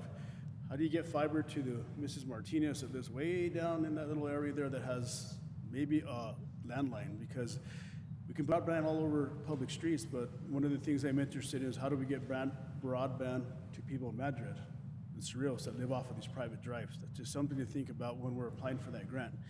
And so the grant is August 17th, it's due. And you said there's a year time frame to spend that grant? That's a lot of money and a lot of stuff that the purchasing department's going to go through within 1 year to spend $7-10 million. So just if we can keep that in mind, because we should administer that money if we do get it, and hopefully we do. And then the match, how much match are we looking at? Excuse me, how much what? The match, how much of a match are we actually looking at to apply for this grant? Okay, Madam Chair, Commissioner Garcia, there's a lot of questions in there. One is I just want to answer one part of your concern, which is part of the grant is to go down all the roads, and you have to be able to provide fiber to the households. Now, it's up to the households to provide connection from their service area to the road. And so we feel that we have that area covered. If we can provide the fiber to the home, then they have service, and it's up to them to get the service. And we have several ISPs, internet service providers, that are willing to be partners in this grant because they see it that they can provide the last mile, and they will benefit from it, providing that service. As far as administering the grant, the North Central Council of Governments, Monica Abeta and Kenny Penn, have been very instrumental in spearheading this. They're going to be writing the narrative. We're working with ReadyNet as a resource. ReadyNet is not a party to the grant. They are a resource. And that's the way that this NOFO is written, is that the governing bodies have to be the ones that apply and use the provider that they choose as a resource. So that's the way we're going to handle that. We're going to have ReadyNet engineers providing all that engineering for us and laying the cable.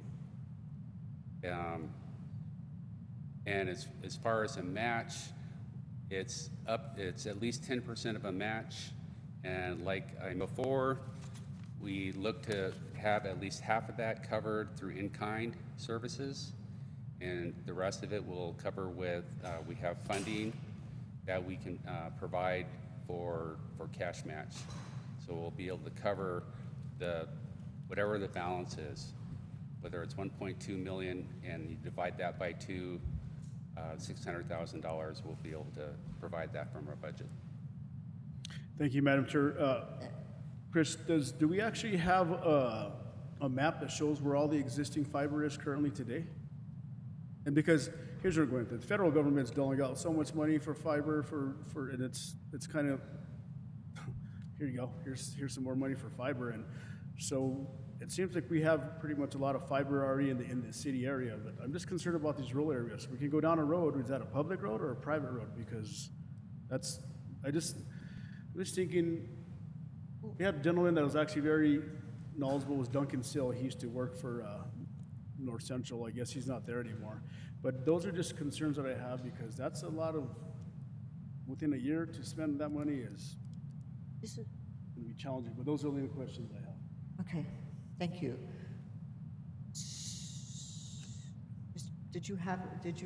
Was there a response? I saw you start to move your lips, but I wasn't sure there was a question.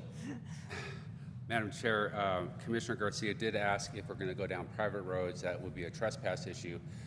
We're looking at not going down any private roads or private property. We're going to be doing county roads, and so that is what is in the grant. We have to be down public right away, and that's what we'll be doing. Thank you. Commissioner Hanson. So also along those lines is when you get the last mile, the ISP, that is their responsibility from the person's home.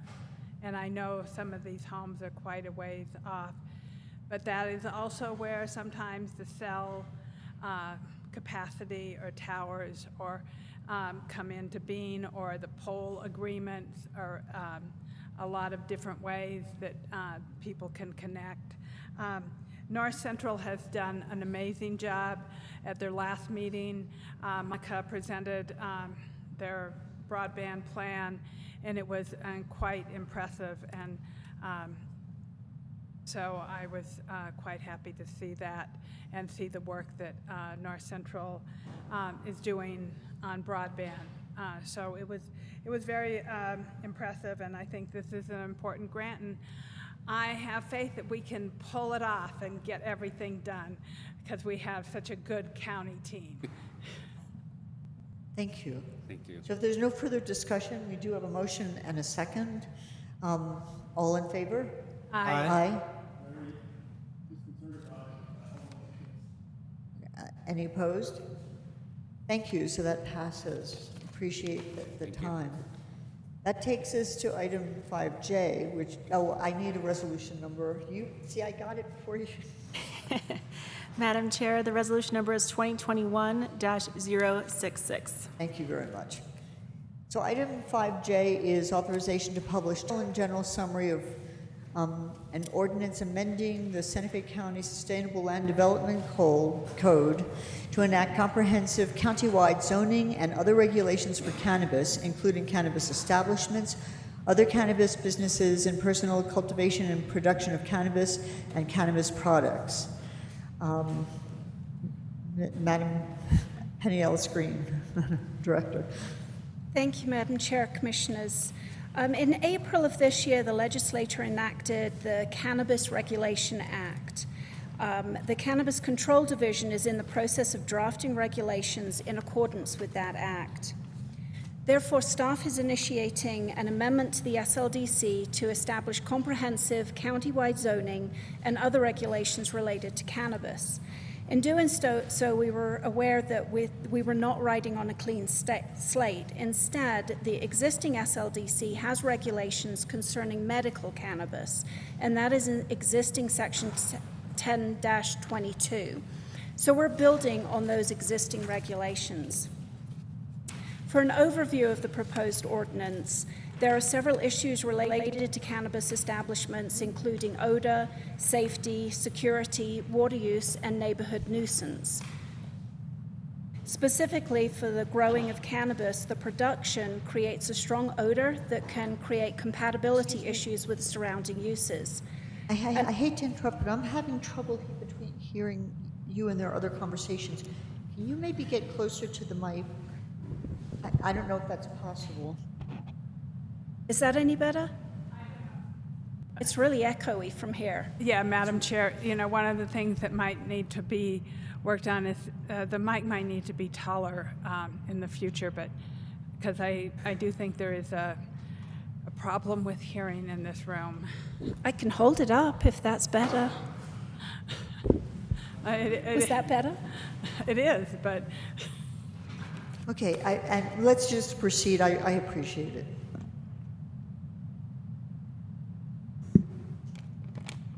Another issue related to production is that outdoor growing uses significantly more water than inside growing. It is therefore recommended that indoor producers be required to use industry-standard techniques to minimize odorous matter. In addition, outdoor growing is recommended only in zoning districts with larger lot sizes. Related to the manufacturing of cannabis, the production methods of manufacturing and the use of propane that is under pressure can be volatile and cause fire and explosion risks. So we recommend that this type of use be located within industrial districts, a planned development district, and some of the residential districts with larger lot sizes. For cannabis consumption areas, it's proposed that this use be separated into recreational and medical use. Medical-only cannabis consumption areas will be allowed within any cannabis retailer. Recreational cannabis consumption areas will be allowed in the same districts as a bar, since both are uses similar in that they are where people go to be under the influence of a drug or are limited to persons 21 years and older. Due to the odor and secondhand exposure risk, it is also proposed that consumption areas that allow for smoking indoors will be in standalone buildings from which smoke does not infiltrate into other indoor workspaces. The Act also allows us to regulate separation. So we have proposed a 300-foot separation between schools and daycares, which is the maximum that the Act allows. The Act does allow us to regulate density of licenses. So a 200-foot separation is recommended between a cannabis retailer and or a cannabis consumption area. We have a number of vibrant but small retail or non-residential areas in the county, and this 200-foot separation requirement would prevent an area from becoming solely a cannabis retail or consumption area and fundamentally changing the nature of the non-residential area and crowding out of other businesses. So to go through the details of the proposed ordinance, We're proposing to amend Section 10.6 of home occupations in the SLDC because of safety, compatibility issues, neighborhood nuisance, and other considerations. The proposed ordinance will prohibit home occupation permits being issued for cannabis establishments. Then Section 1022.2 of the ordinance establishes findings related to the Act, the existing code, odor, water use, security, and density of licenses. The proposed ordinance then recommends that the board determine that cannabis establishments should be allowed in zoning districts where similar uses are allowed. So this is the new Section 1022.3. 1022.3.1, cannabis testing laboratories and cannabis research laboratories would be treated the same as research and development. And this is the same as the existing code for medical cannabis. 1022.3.2, cannabis manufacturers would be treated as food, textile, and related products. Again, this is the same as the SLDC for medical cannabis. 1022.3.3, a cannabis producer or cannabis producer microbusiness that cultivates cannabis plants indoors shall be treated as a commercial greenhouse. Again, the same as the existing code for medical cannabis. 1022.3.4 would be a producer that cultivates plants outdoors would be treated the same as a dairy farm, as both uses produce strong odor and are outdoor uses that cannot effectively control odor. 10.22.3.5, a cannabis retailer would be treated the same as a store or a shop. Again, that is the same as existing SLDC for medical cannabis. 1022.3.6, the cannabis consumption areas. Recreational cannabis consumption area is proposed to be treated as a bar, tavern, or nightclub. Both are locations where people go to be under the influence of a drug. This section also requires that consumption areas that include smoking and vaping be indoor in a standalone building where smoke does not infiltrate into other workplaces. This is to address issues related to odor control and secondhand exposure risks. Medical cannabis consumption areas proposed to be located can be located inside a cannabis retailer, which is the same as the existing SLDC. Again, if smoking is proposed, this section would require that consumption area, including smoking and vaping, be indoor in a standalone building. Section 1022.3.7, cannabis couriers, would be treated as a courier and messenger service. And the Act also has vertically integrated cannabis establishments. So an establishment, for example, that produces, manufactures, and sells cannabis. We propose that those be located only in zoning districts in which each of the authorized uses would be allowed. So regarding separation between schools and daycares, 1022.4 of the draft ordinance proposes a minimum separation between a cannabis business and a school or daycare to be 300 foot. Separation between retail and consumption areas. 1022.5 requires a 200-foot separation proposed between cannabis retailers and/or consumption areas. Again, the county has a number of vibrant but small non-residential areas, and this would prevent from cannabis stores fundamentally changing the areas. The Act also allows us to regulate hours, so 1022.6, it is proposed that hours of cannabis consumption areas and cannabis retailers be the same as hours of alcohol sales as regulated by the state. Those hours are fairly long. A cannabis consumption area, therefore, would be between 7 in the morning and 2 the following morning, Monday through Saturday, noon to midnight on Sundays. Retailers would be 7 a.m. through midnight, Monday through Saturday, noon to midnight on Sunday. Section 10.22.7 requires growers and manufacturers to meet industry standards to minimize odors. And Section 1022.8 is the section that regulates personal production. It requires personal growing to be located inside a structure for odor control, security, and water issues. The rest of the ordinance includes relevant definitions from the Cannabis Regulation Act. It will amend Appendix A of the SLDC. So if this ordinance is approved, it will take 30 days to come into effect. The state will start issuing certain licenses on September 1st. So staff requests that this be noticed to allow adoption after one public hearing at a special BCC meeting on July 30th. And in the interim, Planning Commission will hold a public hearing and make a recommendation to the board.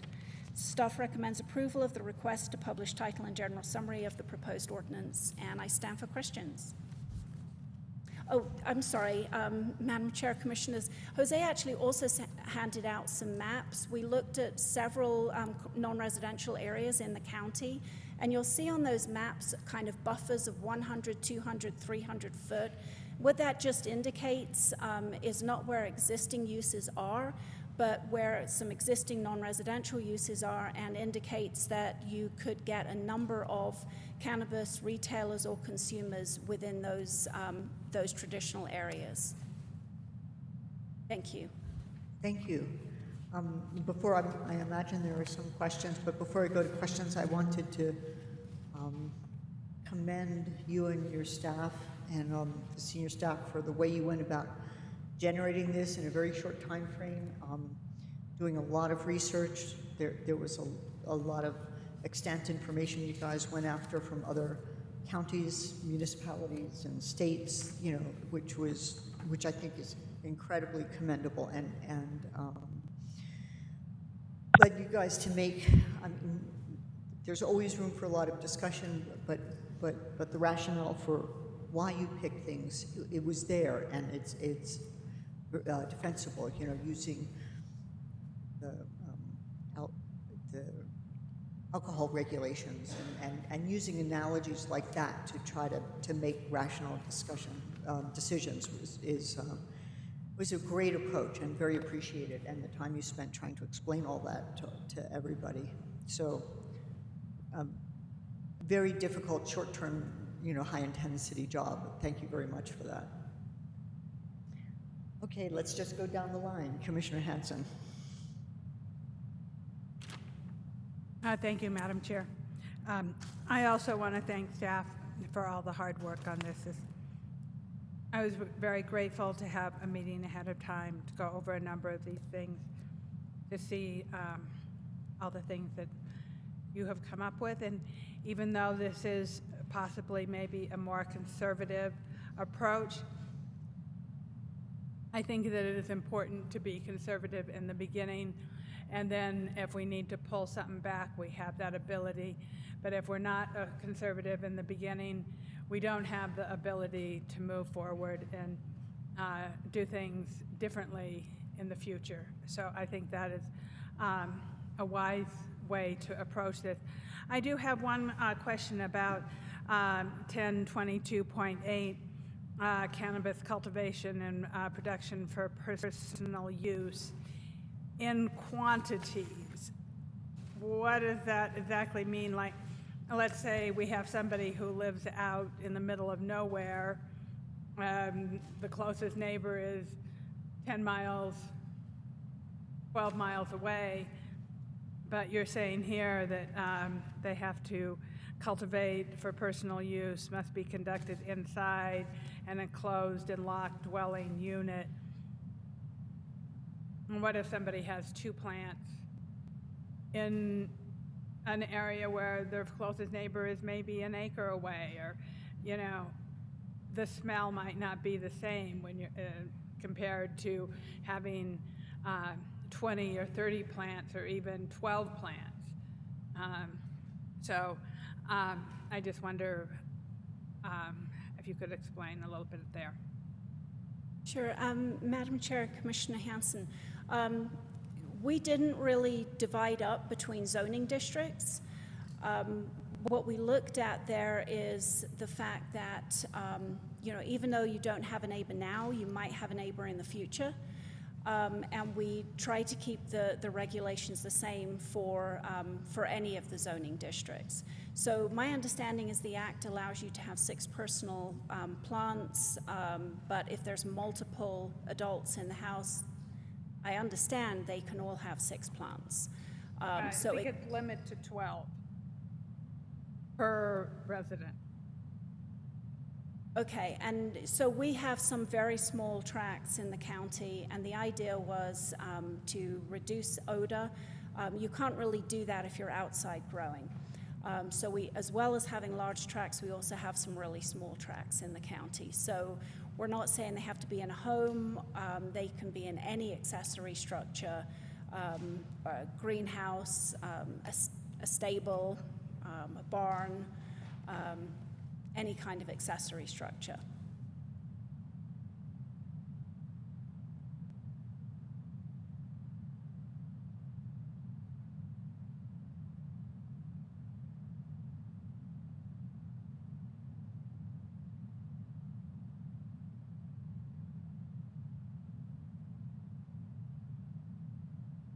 Is that, Um, was that it? Do you want me to come back to you? or- You can come back to me. Okay, Commissioner Hughes? Oh, thank you. Yeah, I agree, the staff's done a great job. I think we're very close. I just, I'm afraid I don't understand the map very well. So could you explain what a cannabis buffer parcel means? Does that mean no cannabis in there, or does it mean it's unlimited number of cannabis stores?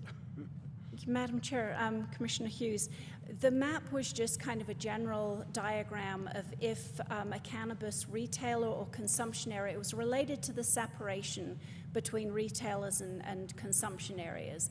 That if at the center, you'll see, I think outlined in blue, would be a possible retailer or consumption area, and then the distances before you can have another one. Oh, gotcha. So it's just showing those rings kind of around those uses. And so did you do a map for each of the county areas where we have some commercial establishments, or just a few to illustrate? Madam Chair, Commissioner Hughes, we just did a few that illustrated. I mean, we used some existing non-residential areas. A lot of communities actually allow, in their traditional community, allow stores and shops anyway. So you could get a retailer in a number of different places. But we looked at some of our areas where we knew we had non-residential uses, and we looked at how many uses does that allow to see whether or not it would only be one or multiple uses. Great, thank you. I just wanted to comment, I think it's, this is a more general comment, I'm glad that the state has made it legal to use marijuana, and I think it's very important that we not be putting people in jail for that, just like, you know, we used to prohibit alcohol and then we gave up on that. I think it's great that we're moving in that direction.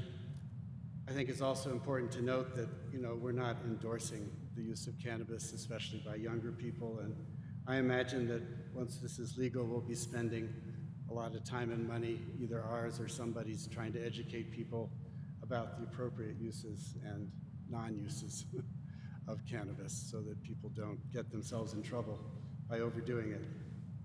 But that's all my questions for now, Madam Chair. Thank you. Thank you. Commissioner Garcia, did you? Madam Chair, this is something we got local governments, once again, as we have to get into this, and appreciate your staff working on it.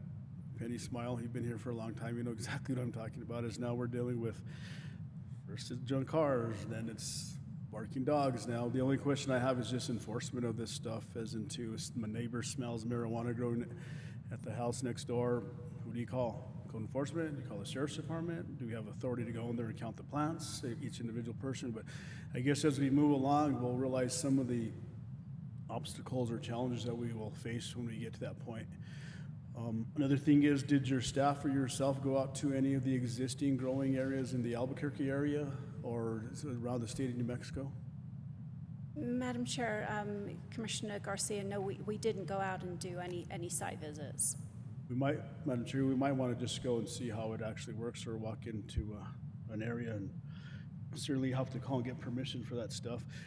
So if somebody wants to grow non-residential up to whatever number of plants per individual within a household, can they actually have, let's just assume a warehouse on a residential piece of property, let's just say the Poaka Valley, because a lot of these are in my district.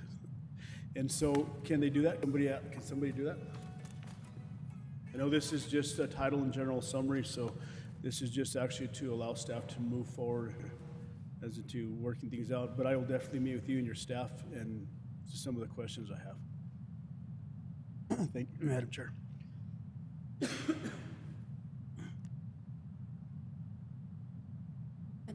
Madam Chair, Commissioner Garcia, I mean, any kind of accessory structure to your residence. So some people have barns, some people have those large metal kind of like sheds. They range throughout the county. So indoor grow could be allowed in any of those. For personal, but For personal use. was there a question about a warehouse for personal use? I didn't understand that. I'm sorry.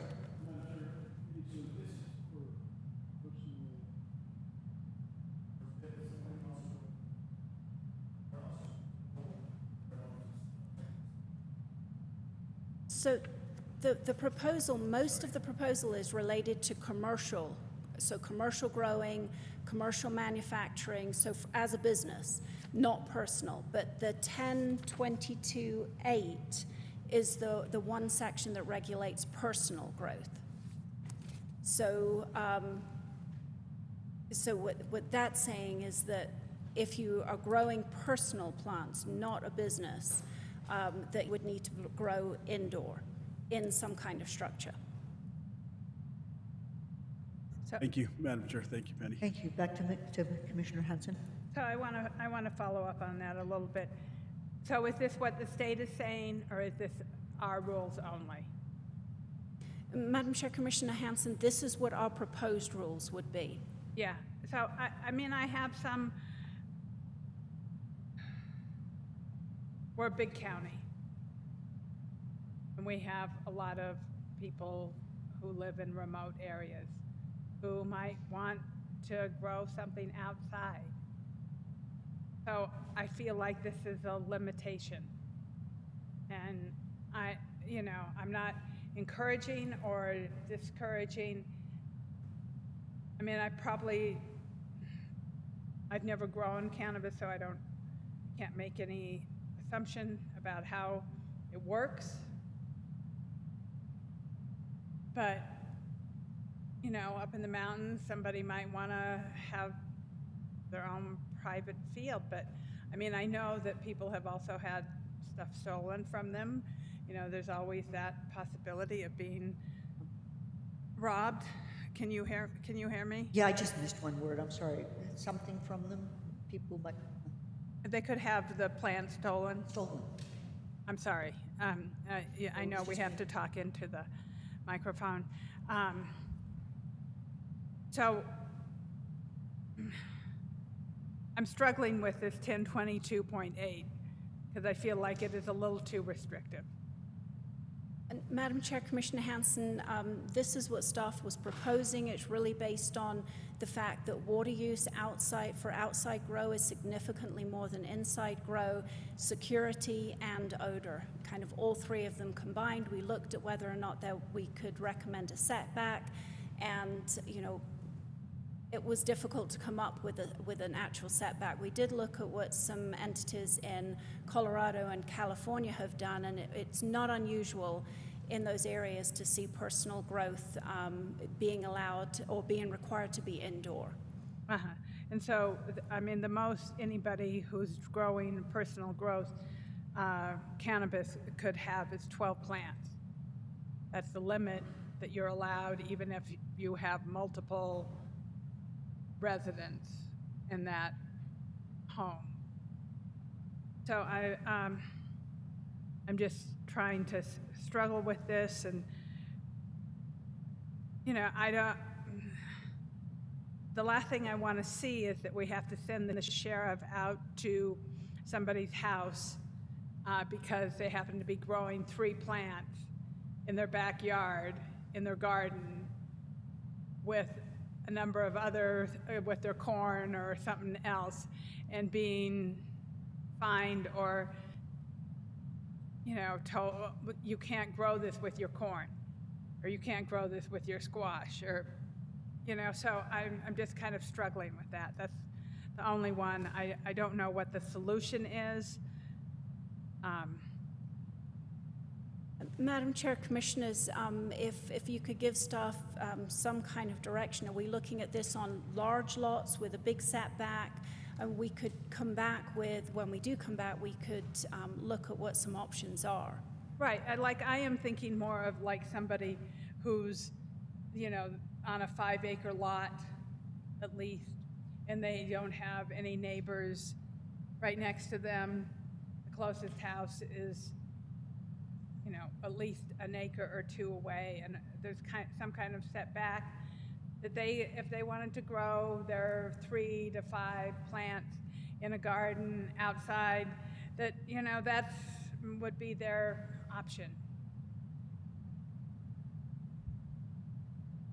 You know, I think it's more economical and maybe more efficient to grow it indoors and to be in an enclosed area, because you get more yield and it's more controlled and you can grow all year and et cetera. But, you know, there might be people who want to just have some plants outside and grow it, and they're not near or next door to anybody, and so there isn't any odor. Okay, Madam Chair, Commissioners, we can look at what some options would be. We'd probably be there looking at the size of the lot, a setback, possibly what we've seen other entities do is say it can't be visible from a public road or a public street. Understanding if you've got a 5-acre tract, you would still want to set back. Your neighbor may not be there now, but may be building, you know, 6 months from now. So you may end up with a neighbor. The really large tracts probably wouldn't. So we'll look at issues like that and come up with some alternatives. I would appreciate that, and I think that some people who want to just grow some for their own personal use might appreciate that also. So it's interesting, because I had some problem conceptually with that, especially although I think the water argument is very strong, that the increased use with outside growing, even in personal use. On the other hand, I was concerned that this kind of requirement tends to disadvantage the most disadvantaged people, right? The cost of growing inside compared to growing outside. On the other hand, the devil is in the details, and 2 to 5 acres. Glorietta is a really good example of, like, the lots are mostly 2 to 5 acres, but they're all, you know, next to each other, right? Nobody grows anything in Glorietta that another person isn't going to see, and probably smell too. I can see, the idea of growing outside there makes total sense, but it's not remote from neighbors. So how many acres do you have to own before it is remote from neighbors? And I think being able to think about that, I would think it would be larger, more acreage, and there might be multiple criteria. You mentioned road accessibility, you mentioned setbacks, you know, visibility, that sort of thing. I think it would be hard to set it out, but I do think it's worth looking into it, because, you know, being in Glorietta is one example. Being up on Glorietta Mesa, where there are maybe a few houses and they have, you know, hundreds to thousands of acres, you know, multiple hundreds of acres, and you're not at any one house and see another house. It would be a different story, right? So having 3 to 6 plants there, you know, nobody's going to see it, right? But in between those two examples, you know, where do you draw the line? But I appreciate the willingness to look at it. And I assume we could publish this title and general summary and then do a revision. Would that be the reasonable approach? Should it seem like Madam Chair, Commissioners, we would recommend publishing title and general summary, and Greg and I will work on some language. We are going to Planning Commission on Thursday if we got authorization today.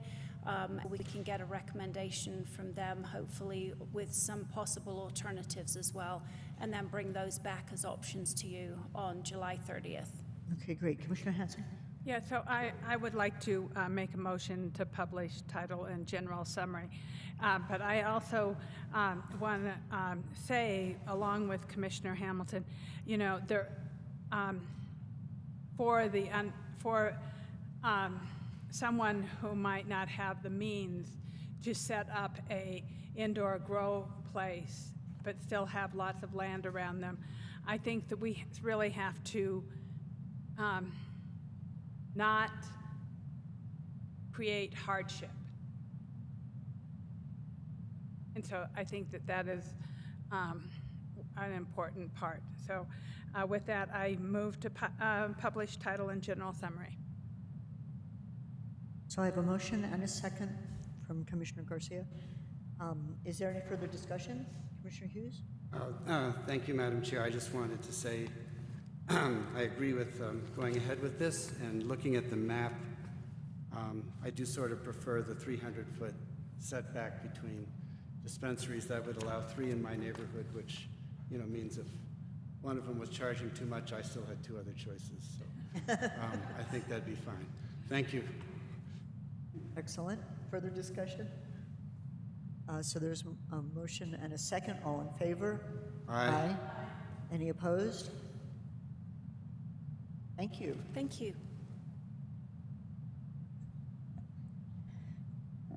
So I think that completes our action items. That takes us to item 6, which is matters of public concern.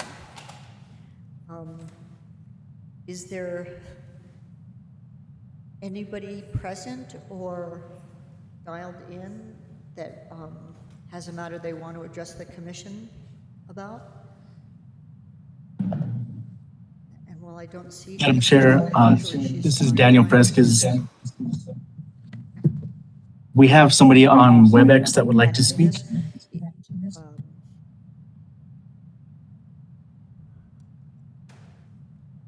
trying to switch over so I can see. Are we webcasting this? Manager Miller? Madam Chair, this is Daniel Fresquez. We have one person signed up to speak on WebEx. Madam Chair, we are, but I don't think there's anybody on from the public. Okay, thank you. I just wanted to be cautious about skipping over anybody. So seeing nobody, I will... Yes, there are 2 no, people. you do have 2?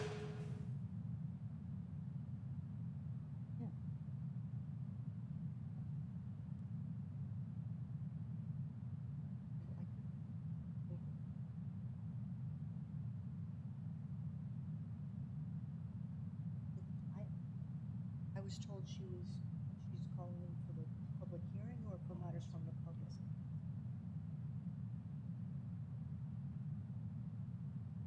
Okay. But can you assure that we'll be able to hear them out here? Yeah. Okay. So I understand William Mee would like to address during matters of public concern. William, go ahead.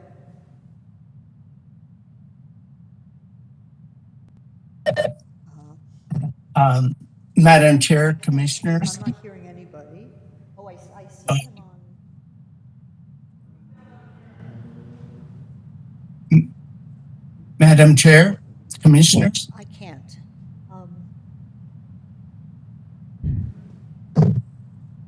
I'm sorry, William, is it possible you're muted, or are we just having technical difficulties? No, I just unmuted myself. Yeah, I did.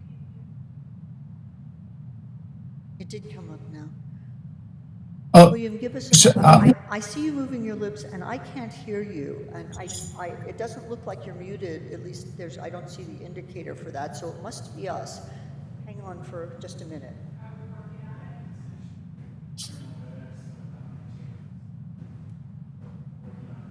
Okay.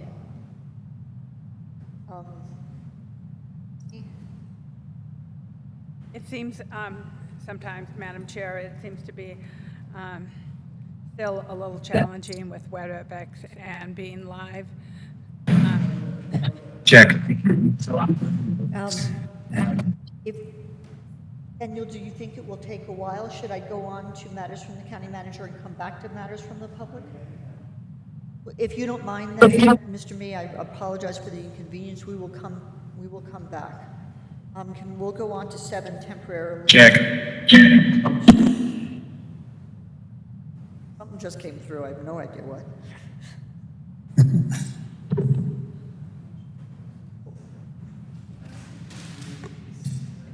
Can you speak now, William? Mr. Mee, can you speak now and see if we can hear you? Yes, we can hear you. Yeah, Madam Chair. Go ahead then. What would you like to tell us? Okay. I'm president of the Agua Fria Village Association, and I'm at 2073 Camino Samuel Montoya. And we had a Agua Fria Village Association meeting last night, and a topic arose with the officers and the members, and that was on the progress of the county on the sewer and water projects in our traditional historic community area. We had a plan done for our 37 private roads, and the total cost for the area is 10 million. County staff, contractor prepared a utility corridor master plan that was completed for both sewer and water lines. And this copy of this was sent to the New Mexico State Legislature, and they funded our sewers $2 million, and the county pitched in $1 million. But all of this money is sitting there because we don't have an active county project manager. So I was instructed last night to write a letter to the county manager and the commission and other appropriate officials. So look for that. On a related note, we also were looking at our legislative lobbying plan at the meeting last night. And everyone commented, if we do not spend that $2 million, we really shouldn't be asking for more. And I don't want to be the one to tell my senator, Nancy Rodriguez, and my representative, Tara Lujan, that their money is not being used. I know we had a COVID-19 delay, but it seems to be 18 months of inaction. And anything the commission can do to speed this along would be greatly appreciated. Thank you. Thank you very much, Mr. Mee. Dan, is there anybody else from the public who wishes to address the board? If not, I'm going to go ahead and close matters from the public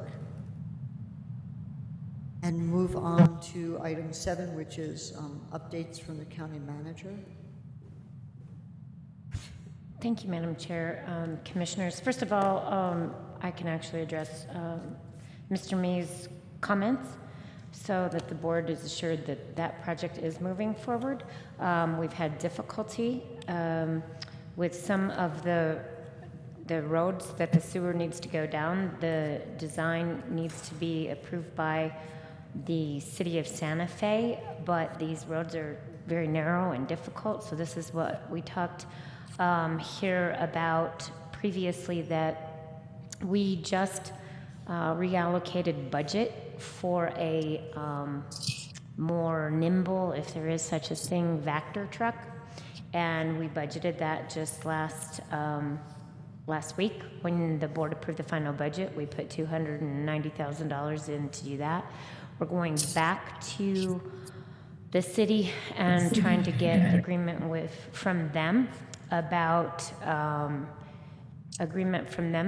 then, if we purchase that equipment, taking on those lines. We do have several of them designed, but we're going to just go forward with a bid package on just those that the city has accepted. I think we're going to have a continuing issue on this. This comes out of our annexation agreements that the county will build the sewer systems and connect people in the village on the south side of the river, but not within city limits. Will run those lines to the city's infrastructure, and therefore the city has to, and then they'll be taken on as city customers even though they live in the county. That was something that we have an agreement with the city to do, but they also don't typically work with the type of engineering and the type of infrastructure that we're going to have to put in order to make that work. So it's challenging to, like, they don't take on personal grinder pumps, they don't take on grinder pumps. That's something individuals have to deal with. But that said, we're still trying to work through these issues with the city and get as many of those lines approved by the city to go ahead and construct. We have a schedule to put a bid package out for the ones that we have okayed. Those would go out to bid likely this fall, and then award a contract and hopefully start construction early next year. But the other piece of that is that if we can get the engineers to also include additional ones that have been designed as add alternates, that as we can get the city to agree or accept that design, then and that construction plan, then we would add those as we have money. Excellent. Thank you for all that information. I have somewhere in here all the dates of it, but to keep find going. a specific email. But I can get that information to Commissioner Hanson, and she can provide it to you, William, either through herself or the liaison. Fabulous. Do you want to launch right into matters from you? Sure. So, usually give you a COVID update. The New Mexico counties, all New Mexico counties are currently in the turquoise zone, and on July 1st, the governor took away the zone restrictions and lifted many of the restrictions. The percent of New Mexico residents that are New Mexico residents that are partially vaccinated is 60.2%, and the percent of residents fully vaccinated, 54.5%. That's just through the New Mexico numbers. Those numbers are actually higher if you look at people who got vaccinated in other states. But then in Santa Fe County, the percent of residents partially vaccinated is 82.8%, and the percent of residents fully vaccinated is 73.3%. And that is, we're tied about third with, I think McKinley County has the most, then Los Alamos County, and then Santa Fe and Taos are right about 73.3%. So we're really proud of that and the efforts of the healthcare community and both city and county community services and our fire departments on trying to get that that number up. Also, all of the main county administrative buildings do have public hours from 8 to 5, but we still have screening, and we still request that individuals make appointments whenever possible. Obviously, if somebody's just coming in to pay their tax bill, we'll try to accommodate them, but we're still trying to keep people from congregating, and we are doing public screening. And the applicability of masks if you do not prove that you've been vaccinated. Our Martin Vigil gave us a pretty good update on what we've been doing as far as vaccination efforts. We've really been working with the FEMA vaccine team, which is a team made up of pharmacists, nurses, and registration specialists and team leads. And the pharmacist provides one-on-one education for our county residents about the vaccines. The target populations are those who are on the fence about getting the vaccine. And this team doesn't push the vaccine, but provides a safe environment for personal questions and concerns.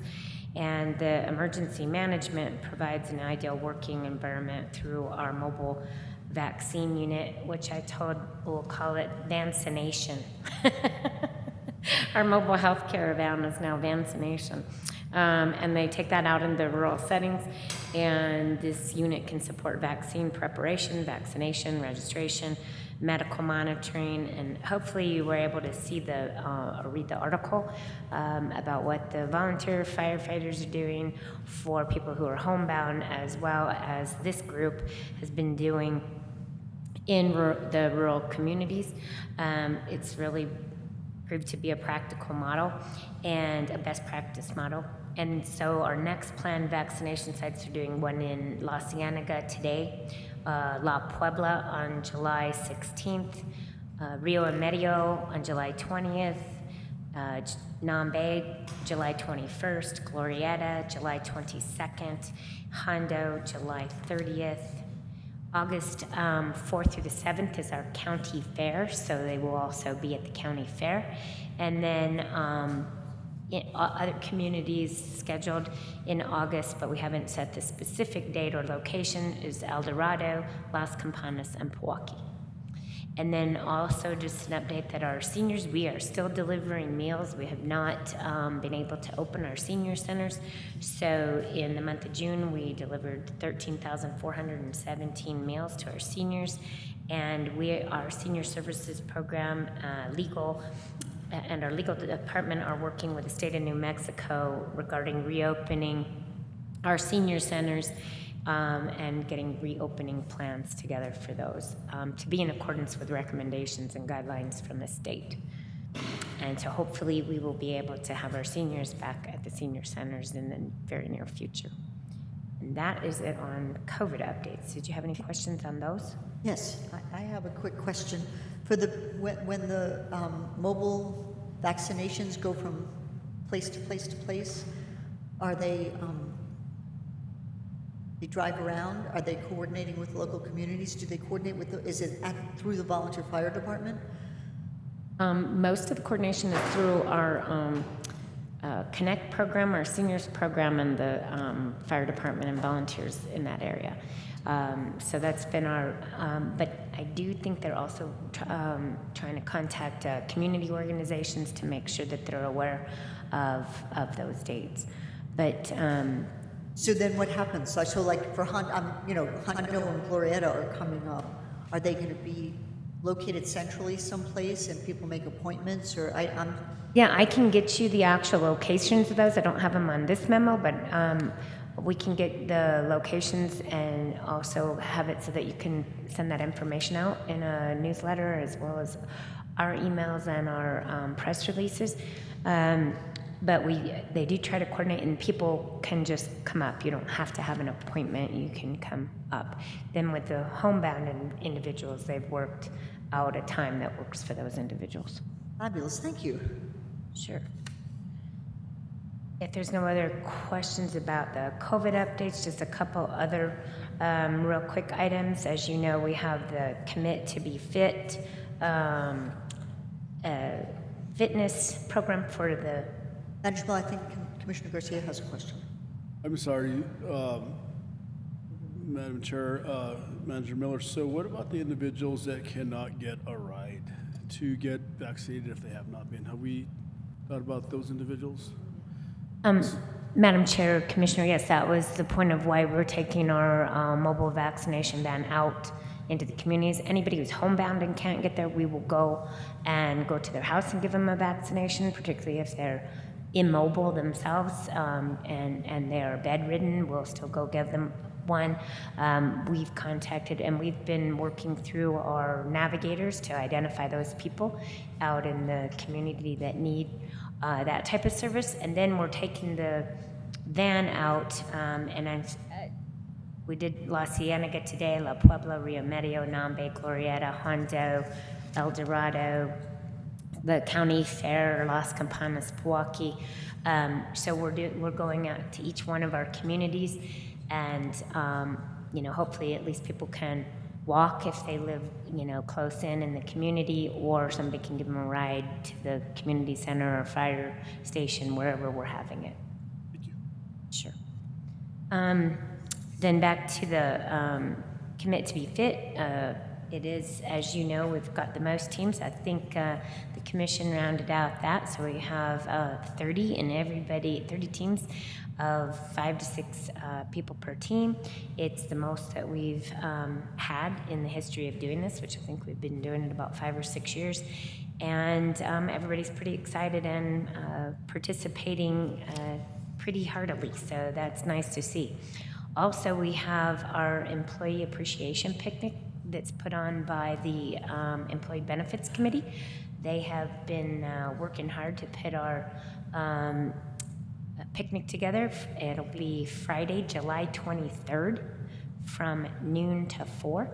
We do that with our health fair as well. So we get a lot of our healthcare providers who come and participate and do little health exams for you, give you nutrition advice, and so we have quite a few booths. But that's going to be, at Romero Park, like we've done the last few years, and staff really looking forward to that.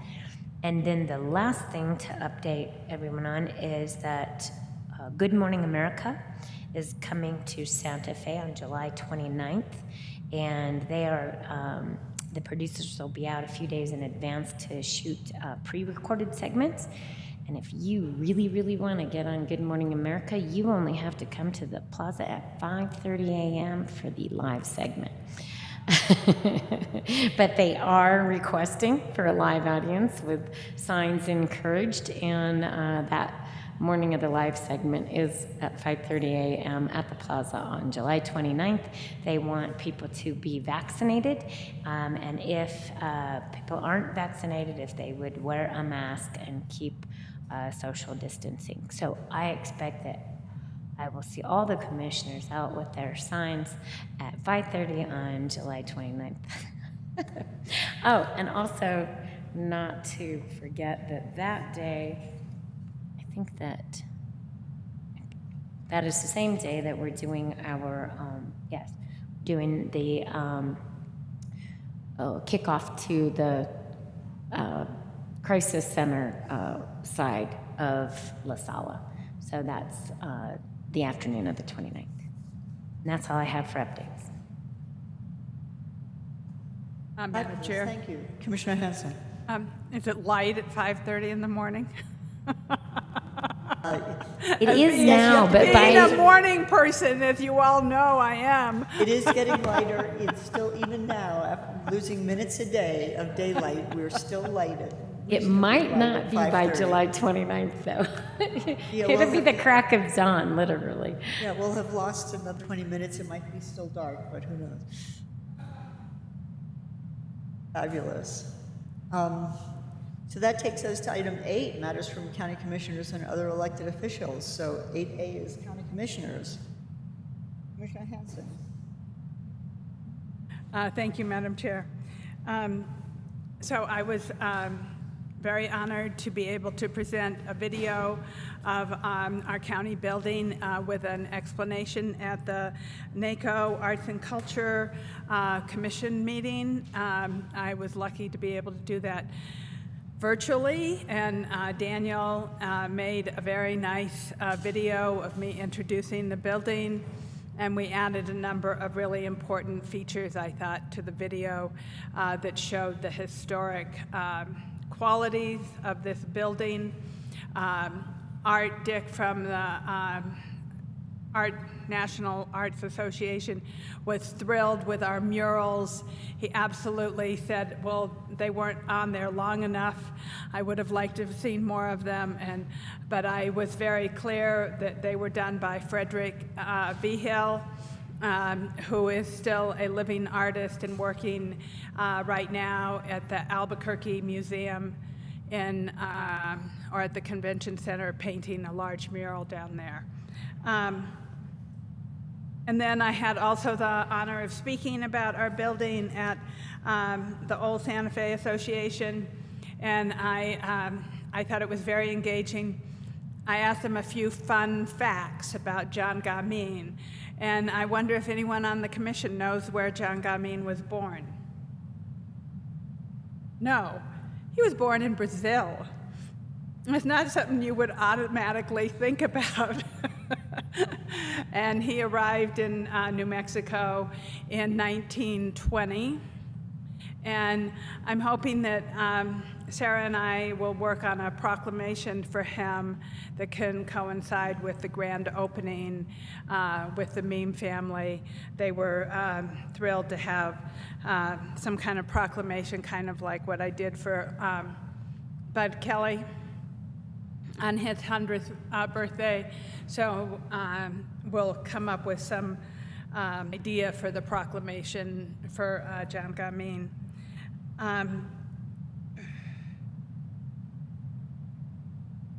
I wanted to mention that I am a member of the Santa Fe River Commission, and the River Commission is doing a series of talks. The first one starts this Wednesday out at Swan Park, and then they will continue through September. They've been in the paper a number of times, so the last Saturday of the next couple of months, there's tours of the watershed and wonderful things.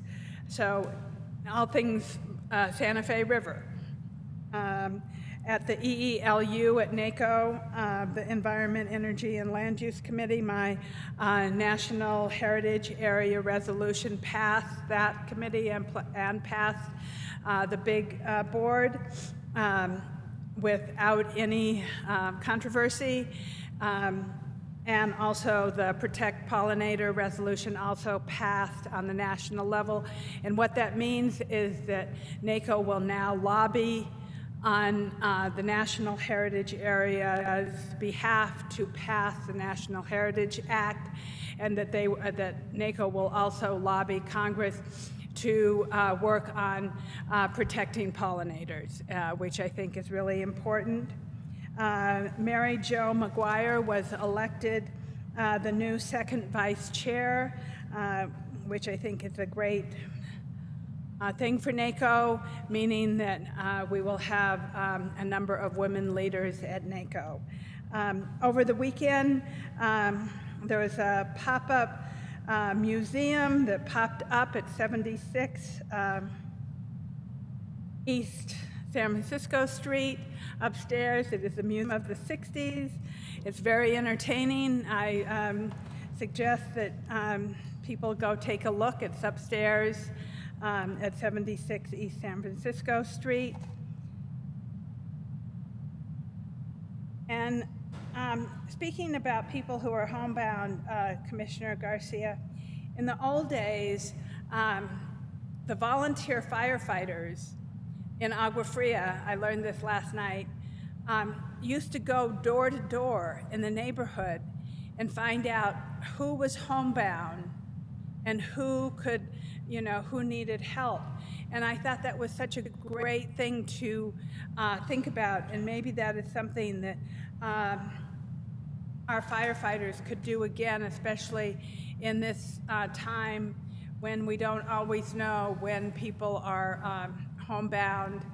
And like Commissioner Garcia says numerous times, we have people who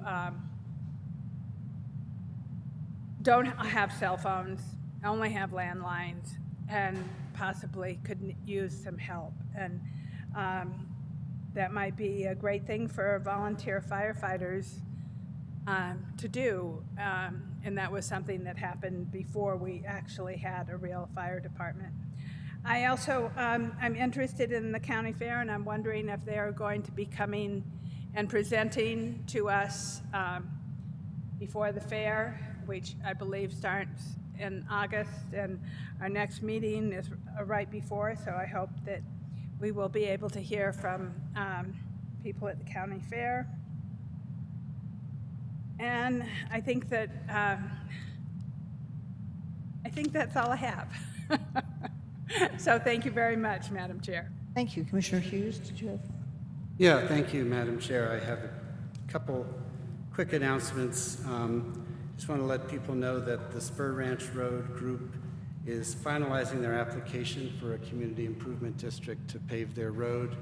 So the staff can expect to get that in the next couple of weeks, I think. We had a great meeting between the Public Works Department and the El Dorado Recycling Group this week, and the reuse area at the El Dorado Transfer Station will be reopening the first week in August. I'm also your representative on the Regional Transit District Board, and I think people would be interested to know that they got a grant to buy some electric buses, and so they'll be experimenting with electric buses. It'll probably be in a couple of years before they hit the roads, but it's a move in the right direction. And then a couple meetings coming up. Speaker Brian Egolf invited me to be part of his office hours at the Rancho Viejo Fire Station. So that'll be this Saturday, the 17th, from 10 to 11:30. And then Commissioner Hamilton and I are doing a nuclear waste transportation sort of town hall with Martin Vigil on August 4th at 6 p.m. to talk about county response and let people ask questions. Thank you. That's all I have, Madam Chair. Excellent, thank you. Commissioner Garcia?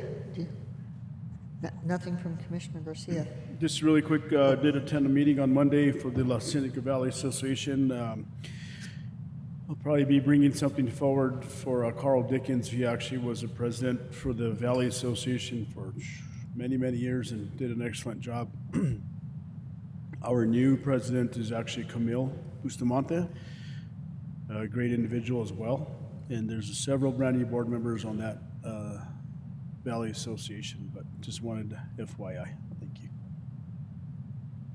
Thank you.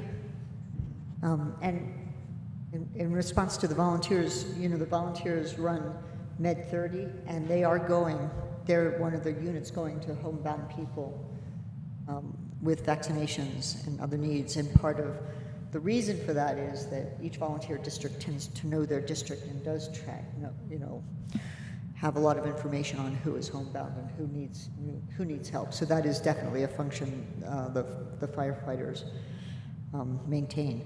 And I moved on to all of this before asking the clerk for the ordinance number from item 5J.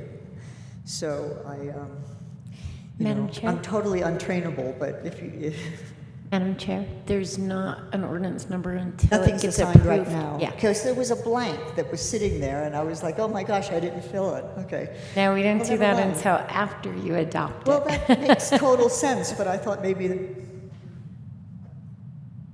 but that's okay. So if that's all the matters from the commissioners, we would go to other elected officials. So we can start with Madam Clerk. Thank you, Madam Chair. I do want to make an announcement that we have partnered with the City of Santa Fe, We Are Democracy Rising, and the Santa Fe Chamber of Commerce to give a training to candidates and interested parties on ranked choice voting. That's going to be this Friday, July 16th, starting at 2 p.m. It's going to be an online link, and you can get that link from by signing up either through my Instagram, Twitter, or Facebook accounts. So, thank you. Excellent. Are there any other elected officials? I don't see any present, but even on the line, who have matters? Hearing none, and assuming Daniel would burst out into the and tell us if there was somebody trying to speak on the WebEx, I will move from 8 to 9. Item 9 is matters from the county attorney. Manager Miller, it's approaching 5 o'clock. Do we want to do the public hearing? Because I think there are some people online who want to speak and then do executive session, or do we want to do executive session first? Madam Chair, I think it would be totally appropriate to do the public hearing now since it's 5 o'clock. and then go into executive session. I don't think either will take very long, though. Okay, why don't we, just out of courtesy for the public, why don't we do that? Is that okay with everybody? Is everybody present to do the public hearing? So we're going to, if there are no objections, we're going to go to item 10 first. Public hearing for case number 21-5100, Mesa Vista Development. And rather than read the entire thing, I'm going to turn it right over to Vicki and let you read it. Thank you, Madam Chair. The applicants, it was our understanding that they were going to be physically present, but they're not here, so I don't know if they're tuned in via WebEx and if the commission wants to proceed without them. Would you like us to take a moment and check with, you check with Daniel and see if they're online, because obviously we could do executive session if they want to be present and are not here yet. Thank you, Madam Chair. No, so take a minute and check, and we'll just we'll just wait.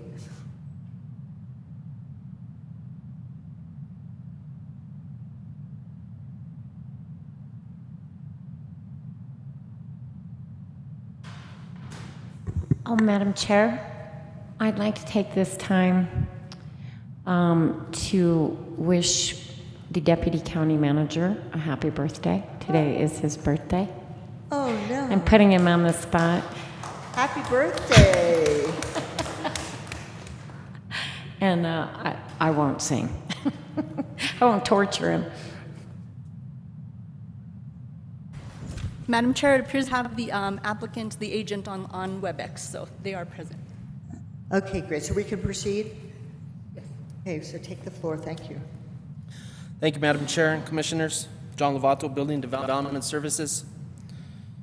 Mesa Vista Development, LLC, Charles Goodman, applicant James Siebert and Associates agent, request approval to vacate a platted 10-foot gas line easement on the northern boundary, a 20-foot wide public utility easement on the northern property boundary, a 25-foot and 20-foot wide public utility easement via Fireplace Road, a 47-foot private access public utility easement and drainage easement, a 25 private access and public utility easement along the northern boundary and adjacent to tract B-2A, and a ponding easement on the southern boundary bordering the Arroyo Hondo. The property is zoned as Planned Development District, PDD, within the Mesa Vista subdivision. The properties are located at 53, 55, and 58 Fireplace Road, within the vicinity of Turquoise Trail subdivision, within Section 26, Township 16 North, Range 8 East, Commission District 5. There are currently 3 existing lots that will be consolidated through an administrative plat after the easements are vacated. The subject lots were created on December 5th, 2007 through a replat and division prepared for Mesa Vista LLC, lot line adjustment and division, tract B-3A, recorded as plat book 696, page 019, as indicated as instrument 1548305, and recorded in the office of the Santa Fe County Clerk on January 5th, 2009. Tract B-3A consists of 6.95 acres, Tract B-4A consists of 0.688 acres, and Tract B-4B consists of 0.454 acres, are owned by Mesa Vista LLC, Charles Goodman, and are vacated and recognized as legal lots of record. The applicant has submitted an application requesting to consolidate the 3 lots into one 8.092 acre parcel and vacate the platted easements. In addition, the applicant simultaneously filed an application with Santa Fe County for a site development plan to construct an RV and boat storage facility on the consolidated parcels.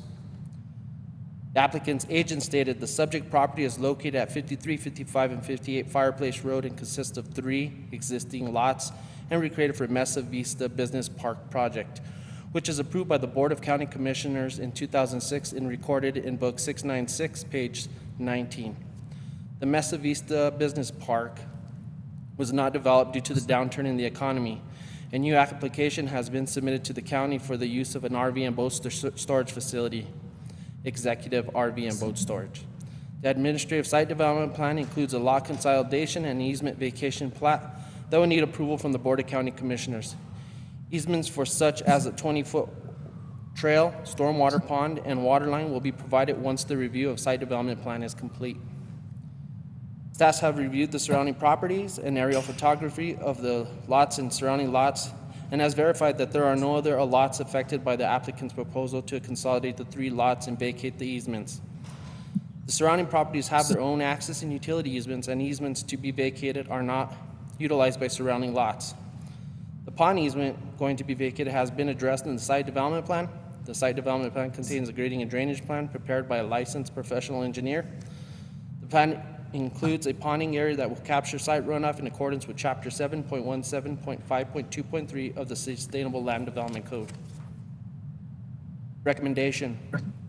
Based upon staff's review of the application of the proposed lot consolidation and easement vacations, aerial photography, surrounding plots, application for the site development plan, and staff site inspection, staff recommends approval of the request to the platted 10-foot gas line easement on the northern boundary, a 20-foot wide public utility easement on the northern property boundary, a 25 and 20-foot wide public utility easement via Fireplace Road, a 47 private access and public utility easement, a 25-foot private access and public utility easement along the northern boundary, and along Track B-2A, and a 25-foot wide public utility easement on the southwestern portion of Track B-3A1, and ponding easement on the southern boundary bordering the Arroyo Hondo, subject to the following conditions.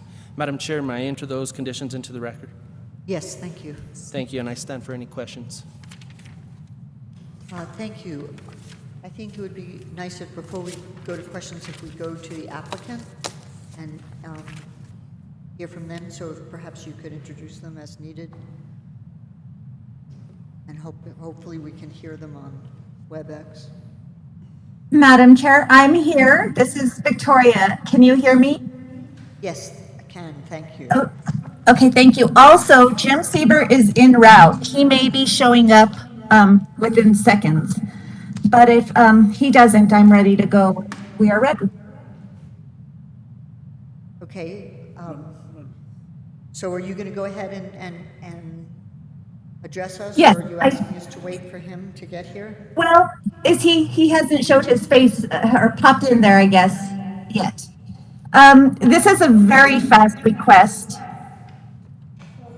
What is her name? And I have an echo here. I'm not sure why. Miss Dalton, Yes. could I have you swear in before you give your... Okay, please raise your right hand. Do you swear to tell the truth, the whole truth, and nothing but the truth? Yes, I do. For the record, before you testify, please state your name, address, and that you are under oath for your testimony to be considered valid. Thank you. Victoria Dalton, 915 Mercer Street, Santa Fe, New Mexico, 87505. And Victoria, I believe Mr. Sieber just showed up, so if you... Oh, perfect. It's your call how you would like to do this. Well, since he's there and I have a horrible echo, let's let him go ahead and live. Thank you, but thank you for being available. Mr. Siebert? Thank you. Would you like to address the commission with anything about this application? I apologize, it took a while to get in the building.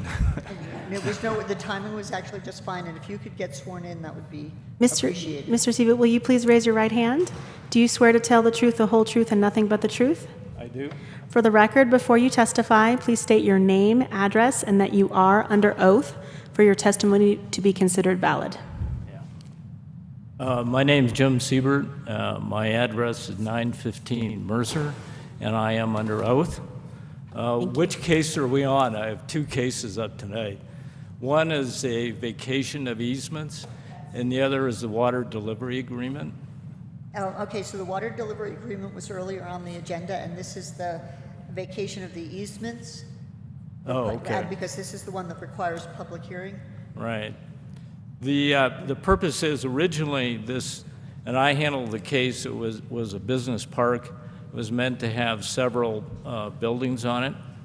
What it is now, it's actually a RV and boat storage, And so it's all one project. So all those lots and easements that we had originally are really no longer needed, and we're vacating them. Excellent. Are there specific questions? Mr. Siebert will be available after we have public comment. So if the commissioners are happy to hold any questions until after public comment. Okay, that sounds good. Thank you, Mr. Siebert. So I will open public comment at this point. My understanding is we have 4 people who signed up to speak. If Tessa Jo, I just lost the feed, but that's okay. It's still up. Tessa Jo, do you want to please call each person? Yes, Madam Chair. Our first speaker is Elizabeth Reitzel. Good afternoon, Madam Speaker. Can you all hear us?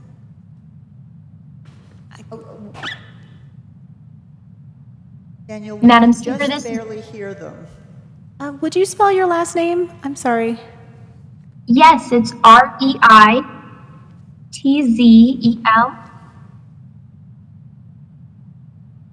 Ms. Russell, will you swear in, please? Yes.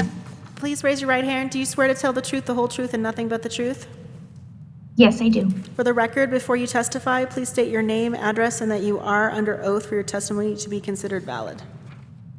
Elizabeth Wright, 500 Marquette, Albuquerque, New Mexico, and I am under oath. Madam Chair, Commissioners, I'm actually here on behalf of New Mexico Gas Company, along with Attorney Kirk Allen, who is also on the line. He'll be presenting on behalf of the gas company this afternoon.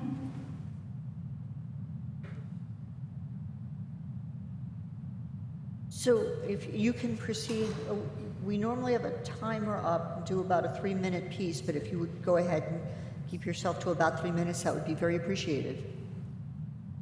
Thank you, Madam Chair.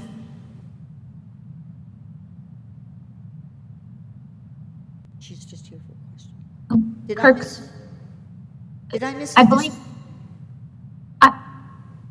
sorry, Madam Chair, I believe Kirk Allen is also on the line, and he'll actually be presenting now on behalf of the gas company. Okay, so if there's somebody else who's going to speak instead, is that what you're, I'm sorry if I'm misunderstanding you. There's somebody else who's going to speak instead? Yes, I apologize. We signed up with our names together. I didn't mean to include 2 speakers. So Brandon Kaufman is who we're going to? We're going to Attorney Kirk Allen. I'm sorry, yes, Kirk Allen. Thank you very much. Mr. Allen, are you on the line?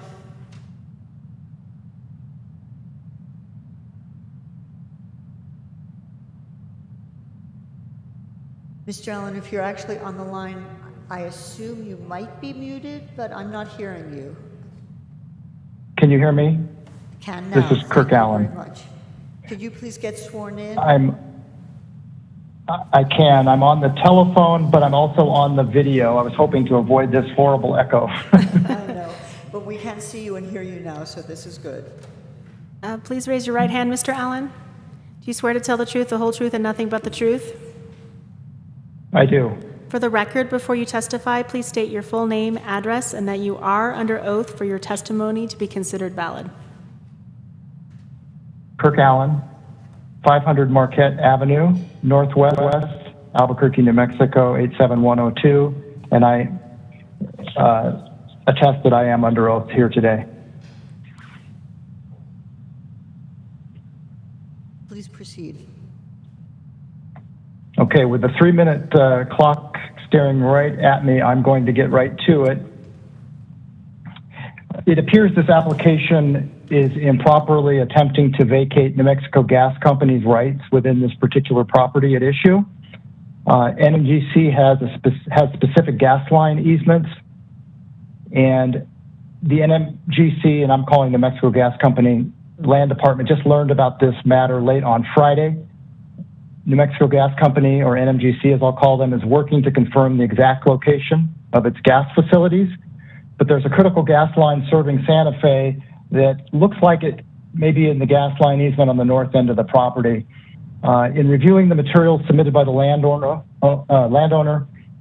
I saw no discussion of New Mexico statute 47-6-7D, and that's important because D specifically states that the rights of any utility existing prior to the vacation, total or partial, of any final plat are not affected by the vacation of the final plat. Therefore, Madam Chair, NMGC's rights cannot be vacated pursuant to this particular application.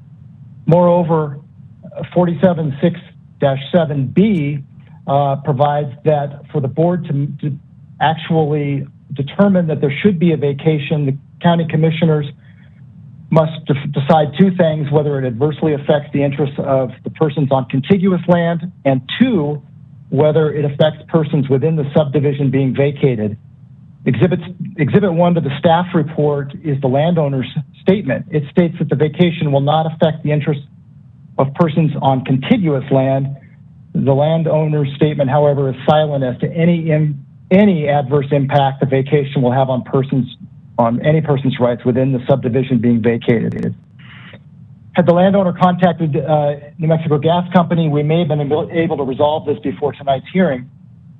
And as I've noted, NMGC has been working diligently in trying to locate its facilities in the vicinity, and it may have lines and other facilities not only located within the gas easements, but also within these public utility easements they're seeking to vacate. If the commission is inclined to grant the request for vacation, we request that you make it subject to NMGC's rights within the property as required by 47-6-7D. Alternatively, NMGC requests that you delay the decision so that NMGC can locate its facilities. New Mexico Gas Company must be given this opportunity to identify its rights so that the commission can then determine whether they're adversely impacted in order to make the decision. As I've noted, both 47-6-7 and 5.11.2 of the Sustainable Land Use Development Code states that the commission may only grant the request if the contiguous property interests and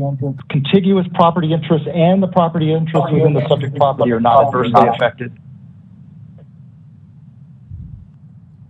And I see my time is up. Yes, but did that get most of your point across? Because there were technical things you were presenting.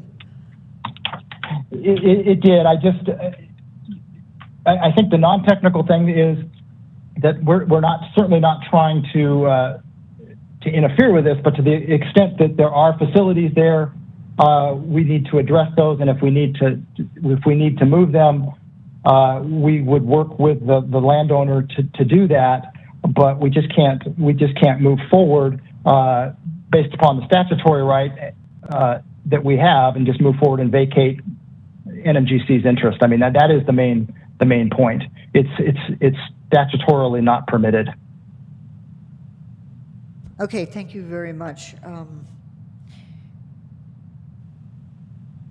Attorney Schaefer?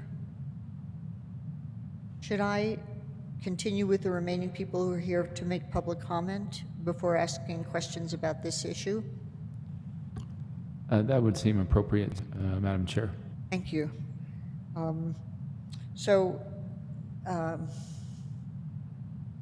Tessa Jo, can you please go to the next person? I think yes, can you please go to the next person? Yes, Madam Chair. Our next speaker is Brandon Kaufman. Thank you.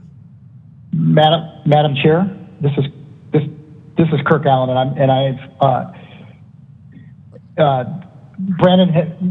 Brandon Kaufman of New Mexico Gas Company has been scrambling trying to get ready for this. He had something at 5 o'clock. I told him I would let him know when we came on, and I've sent him a message asking if he can get on in case the commission has any questions for him. Okay. But he is not here yet. And as a matter of fact, he just responded, and he will be joining us momentarily. Okay, that sounds good.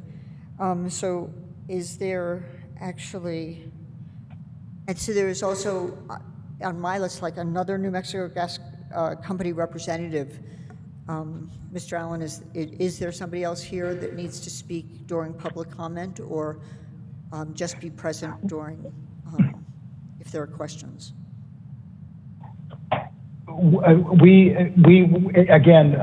were working diligently to get ready for this hearing, and we thought we might also need a surveyor. It doesn't appear that we're going to get to that level of detail on this particular hearing, so I think it will just be me and Mr. Kaufman who would be available to discuss this further or answer any questions that the commission may have. Okay, thank you. Tessa Jo, is there anybody else that you know of who wants to speak at this public hearing? Madam Chair, there's not. Okay, thank you. So I'm going to go ahead and close public comment. At this point, I would normally just go to questions from the commissioners. But I'm also wondering if, Mr. Schaefer, if there's something you could help us clarify how to proceed forward with the technical information that was just presented regarding the gas company.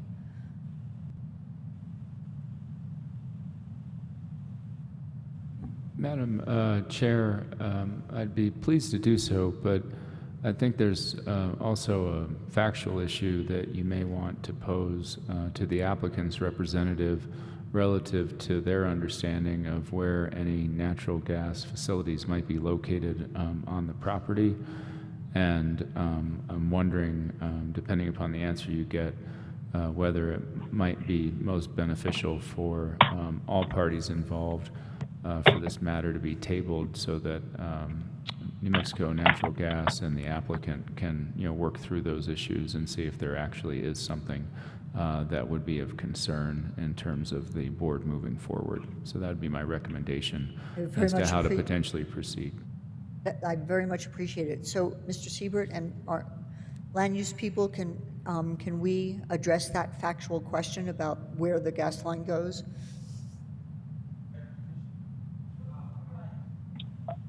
Madam Chair, Commissioners, I was aware that they had communicated with the gas company, or unaware.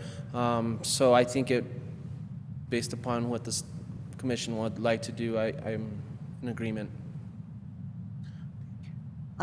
Mr. Siebert, do you have anything else to contribute to that? Well, I do, actually. If you could, do you all have the plat in front of you?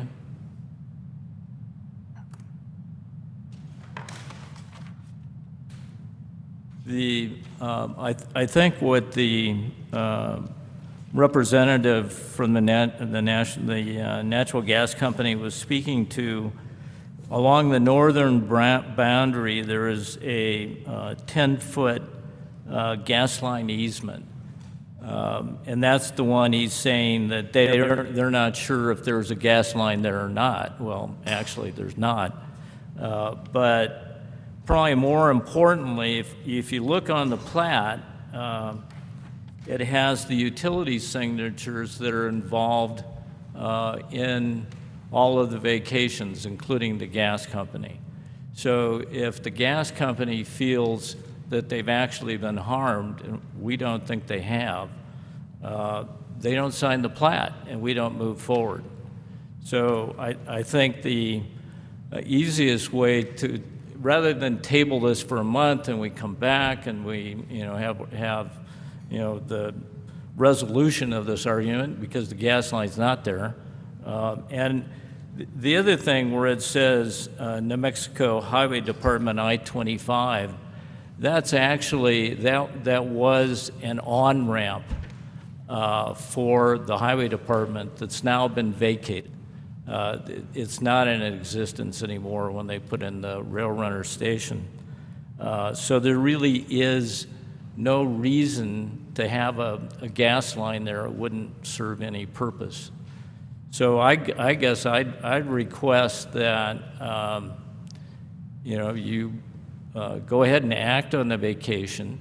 If the gas company is not pleased with that, then they don't sign the plat and we don't get the plat recorded. We'd have to make some arrangements with them, although in my opinion it's not necessary. to address that particular issue. So just for clarity for the whole board, but obviously the one that's asking. The issue can be, hinges on the fact that there's a gas easement but no gas line. But the gas company has not confirmed that that's the case. So if we were to act on this would, you would then be going and interacting with the gas company, and they would sign off on it if they agree that there's no gas line there, and would not sign off on it if they either completely disagree or believe that they would have reason to put one there in the future? That's exactly correct. And in either case, if they feel like they need the easement, then what would happen is that we would modify the plat to leave an easement there for their 10-foot gas line easement. So can I ask our staff, there was no interaction with the gas company, even though there was one of the easements was a gas company easement? There was no interaction before this came to us? Madam Chair, Commissioners, typically when these types of requests come in, maybe not the vacation, but a plat, what we do is we review it for our standards and our notes and plat notes and whatnot, terrain and code-related issues. Then we send it on over to P&M for these signatures, or to the gas company and whatnot. And if they sign, they sign. If not, then we do not record the plat and we have that amended. I think right now they're just asking for the permission to vacate these easements. And then later on, if, as Mr. Siebert has stated, then if it doesn't agree with them, then we don't record them. And I think that's how we move forward. So it would not be out of the ordinary for us to take that course? Madam Chair, Commissioners, I've never seen this issue come up. Perhaps Vicky Lucero has, but I don't think we've had this issue before. Okay, so I know I have several commissioners with questions. Mr. Schaefer, based on the answers, do you have a recommendation? Because based on, legal considerations? Well, I wonder if this might do the trick and be consistent with what Mr. Siebert suggested, which is there could be an additional condition which would potentially read as follows: contingent upon the New Mexico Gas Company and other utility companies signing the new plat with the vacated easements. And I think that is consistent with the language used in staff's recommended condition, and then should also give the gas company comfort that its interest will be, protected through that process. Would that work, Mr. Siebert? Madam Chair, Commissioners, yes, it's certainly acceptable to the client. Okay, so why don't we proceed accordingly? And I know Commissioner Hanson. And I would just ask, Madam Chair? we're asking, would that work for New Mexico Gas? Yeah. Yeah, I'd like to speak to that, if I may. Yes. First, Mr. Siebert referred to a plat. There's a number of plats. I think he's talking about a proposed plat that we have to sign, with some release language having to do with plats that aren't shown on the plat. If you looked at the document that he's attached, and he hasn't even listed New Mexico Gas Company, that it says P&M Gas Services. There's no such entity at all.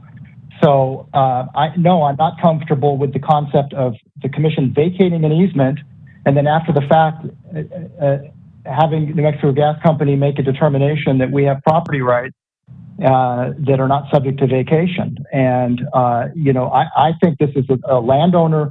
This is a landowner issue that they didn't deal with prior to the hearing, and I would think it would be much better if the landowner and New Mexico Gas Company swiftly determined what facilities New Mexico Gas Company has on the property before you actually vacate an easement. Because if you vacate an easement and a facility of New Mexico Gas Company, that's in direct violation of the statute that I just referenced, which is 47-6-7D.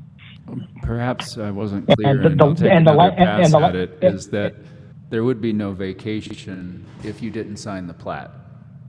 So in other words, New Mexico Gas Company Okay. would have a veto on the action because the board's action would be contingent upon New Mexico Gas actually signing the plat that would vacate the easement. If you don't sign it, it won't get recorded, there won't be any vacation. Does that clarify? That does. Thank you. I appreciate that clarification. I would like a clarification also on the proposed plat that was submitted to the commission. When it says P&M Gas Services, it should say New Mexico Gas Company, so that should be amended first. But then I think with that qualification, Brandon Kaufman's on the line. This has all happened very quickly. I've not had a chance to consult with him, but I'm going to put him on the spot and see if he will join and see if that, with that contingency that it will not be vacated unless agreed to by New Mexico Gas Company, if that is acceptable to him.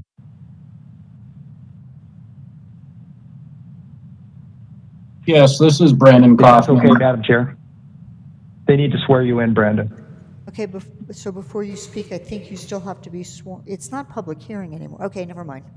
I just got the head nod. Madam Chair, should I swear him in? No. Okay. Thank you, though. So, Mr. Kaufman, please proceed. Thank you, Madam Chair. Yes, this is Brandon Kaufman. I am the supervisor of the right-of-way department in the Land Services Department of New Mexico Gas Company. Thank you for having me.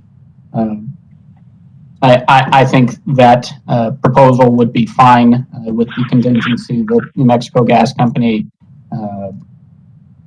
approves the vacation on the subdivision plat prior to any vacation of a gas line easement within the property.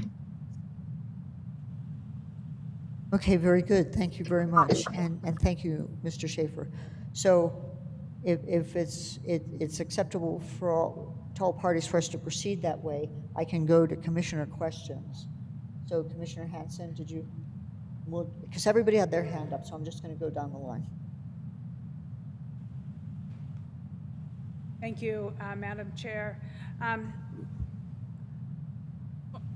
I think if the gas company is acceptable to that language, and they don't have to sign they can choose to sign the plat or not sign the plat, either way, once they have determined whether there's a gas line there. Yeah, I actually feel kind of strongly that this should have been worked out before it came to us. And I don't know where the issues broke down, but it is concerning that we're approving something. I think we have the language now to approve it, but it still makes me a little uncomfortable, and I would kind of like some more advice from the county attorney.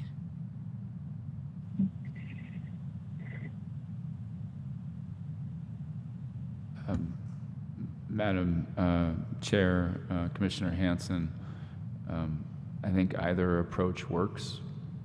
If you were to make the determination that tabling was appropriate so as to allow more due diligence to be done by New Mexico Gas and wait for a future hearing to decide whether or not there is in fact any property interests of New Mexico Gas that are being impaired or would be impaired by the vacation, that would work.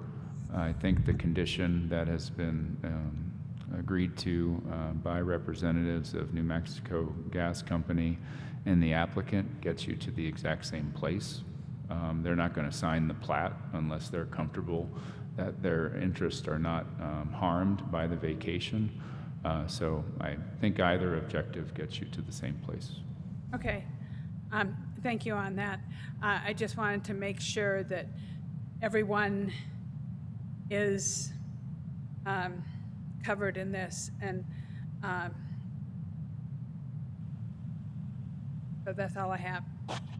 Thank you. Commissioner Hughes? Thank you, Madam Chair. Actually, my questions were answered, but I would just say that I'm comfortable following Attorney Schaefer's recommendation to approve this with conditions. But I want to hear what the other two commissioners have in terms of questions. Thank you. Commissioner Garcia. Madam Chair, I have concerns about vacating this easement. We have the gas company. This is probably one of the first times I've ever seen the gas company come and forward and in a public hearing have some concerns about vacating an easement. For one, they don't know if there's a gas line in there. Two, it's an easement through a certain piece of property. My question is, what happens to all the other A, B, C, D, J, and K properties out there? If somebody has an undeveloped piece of property down the road, and they wanted to utilize this 10-foot or 20-foot easement to get gas in the near future, we don't know where this easement ultimately funnels to. I think this is something that the applicant should have worked out with the gas company. Sure, we can put a lot of conditions on this plat. I just have some other concerns, but in regards to the easement, I'd like to make a motion to table this till the applicant goes and works it out with the gas company. Second. Wow, okay, well, that, if I'm not mistaken, that does it. If there's a motion to table, is that a votable motion, or does that table it? Well, you have to take a vote on it. It's just a motion, but it does take a priority. Okay, so there's a motion and a second to table. Do I need to do a roll call vote on that? No, Madam Chair. This is going to be interesting. So all in favor of the motion? Aye. All opposed? Aye. So the motion passes 3-1. So this has been tabled, I assume, for 30 days. And thank you, everybody, for attending and contributing. Thank you, Madam Chair, Commissioners.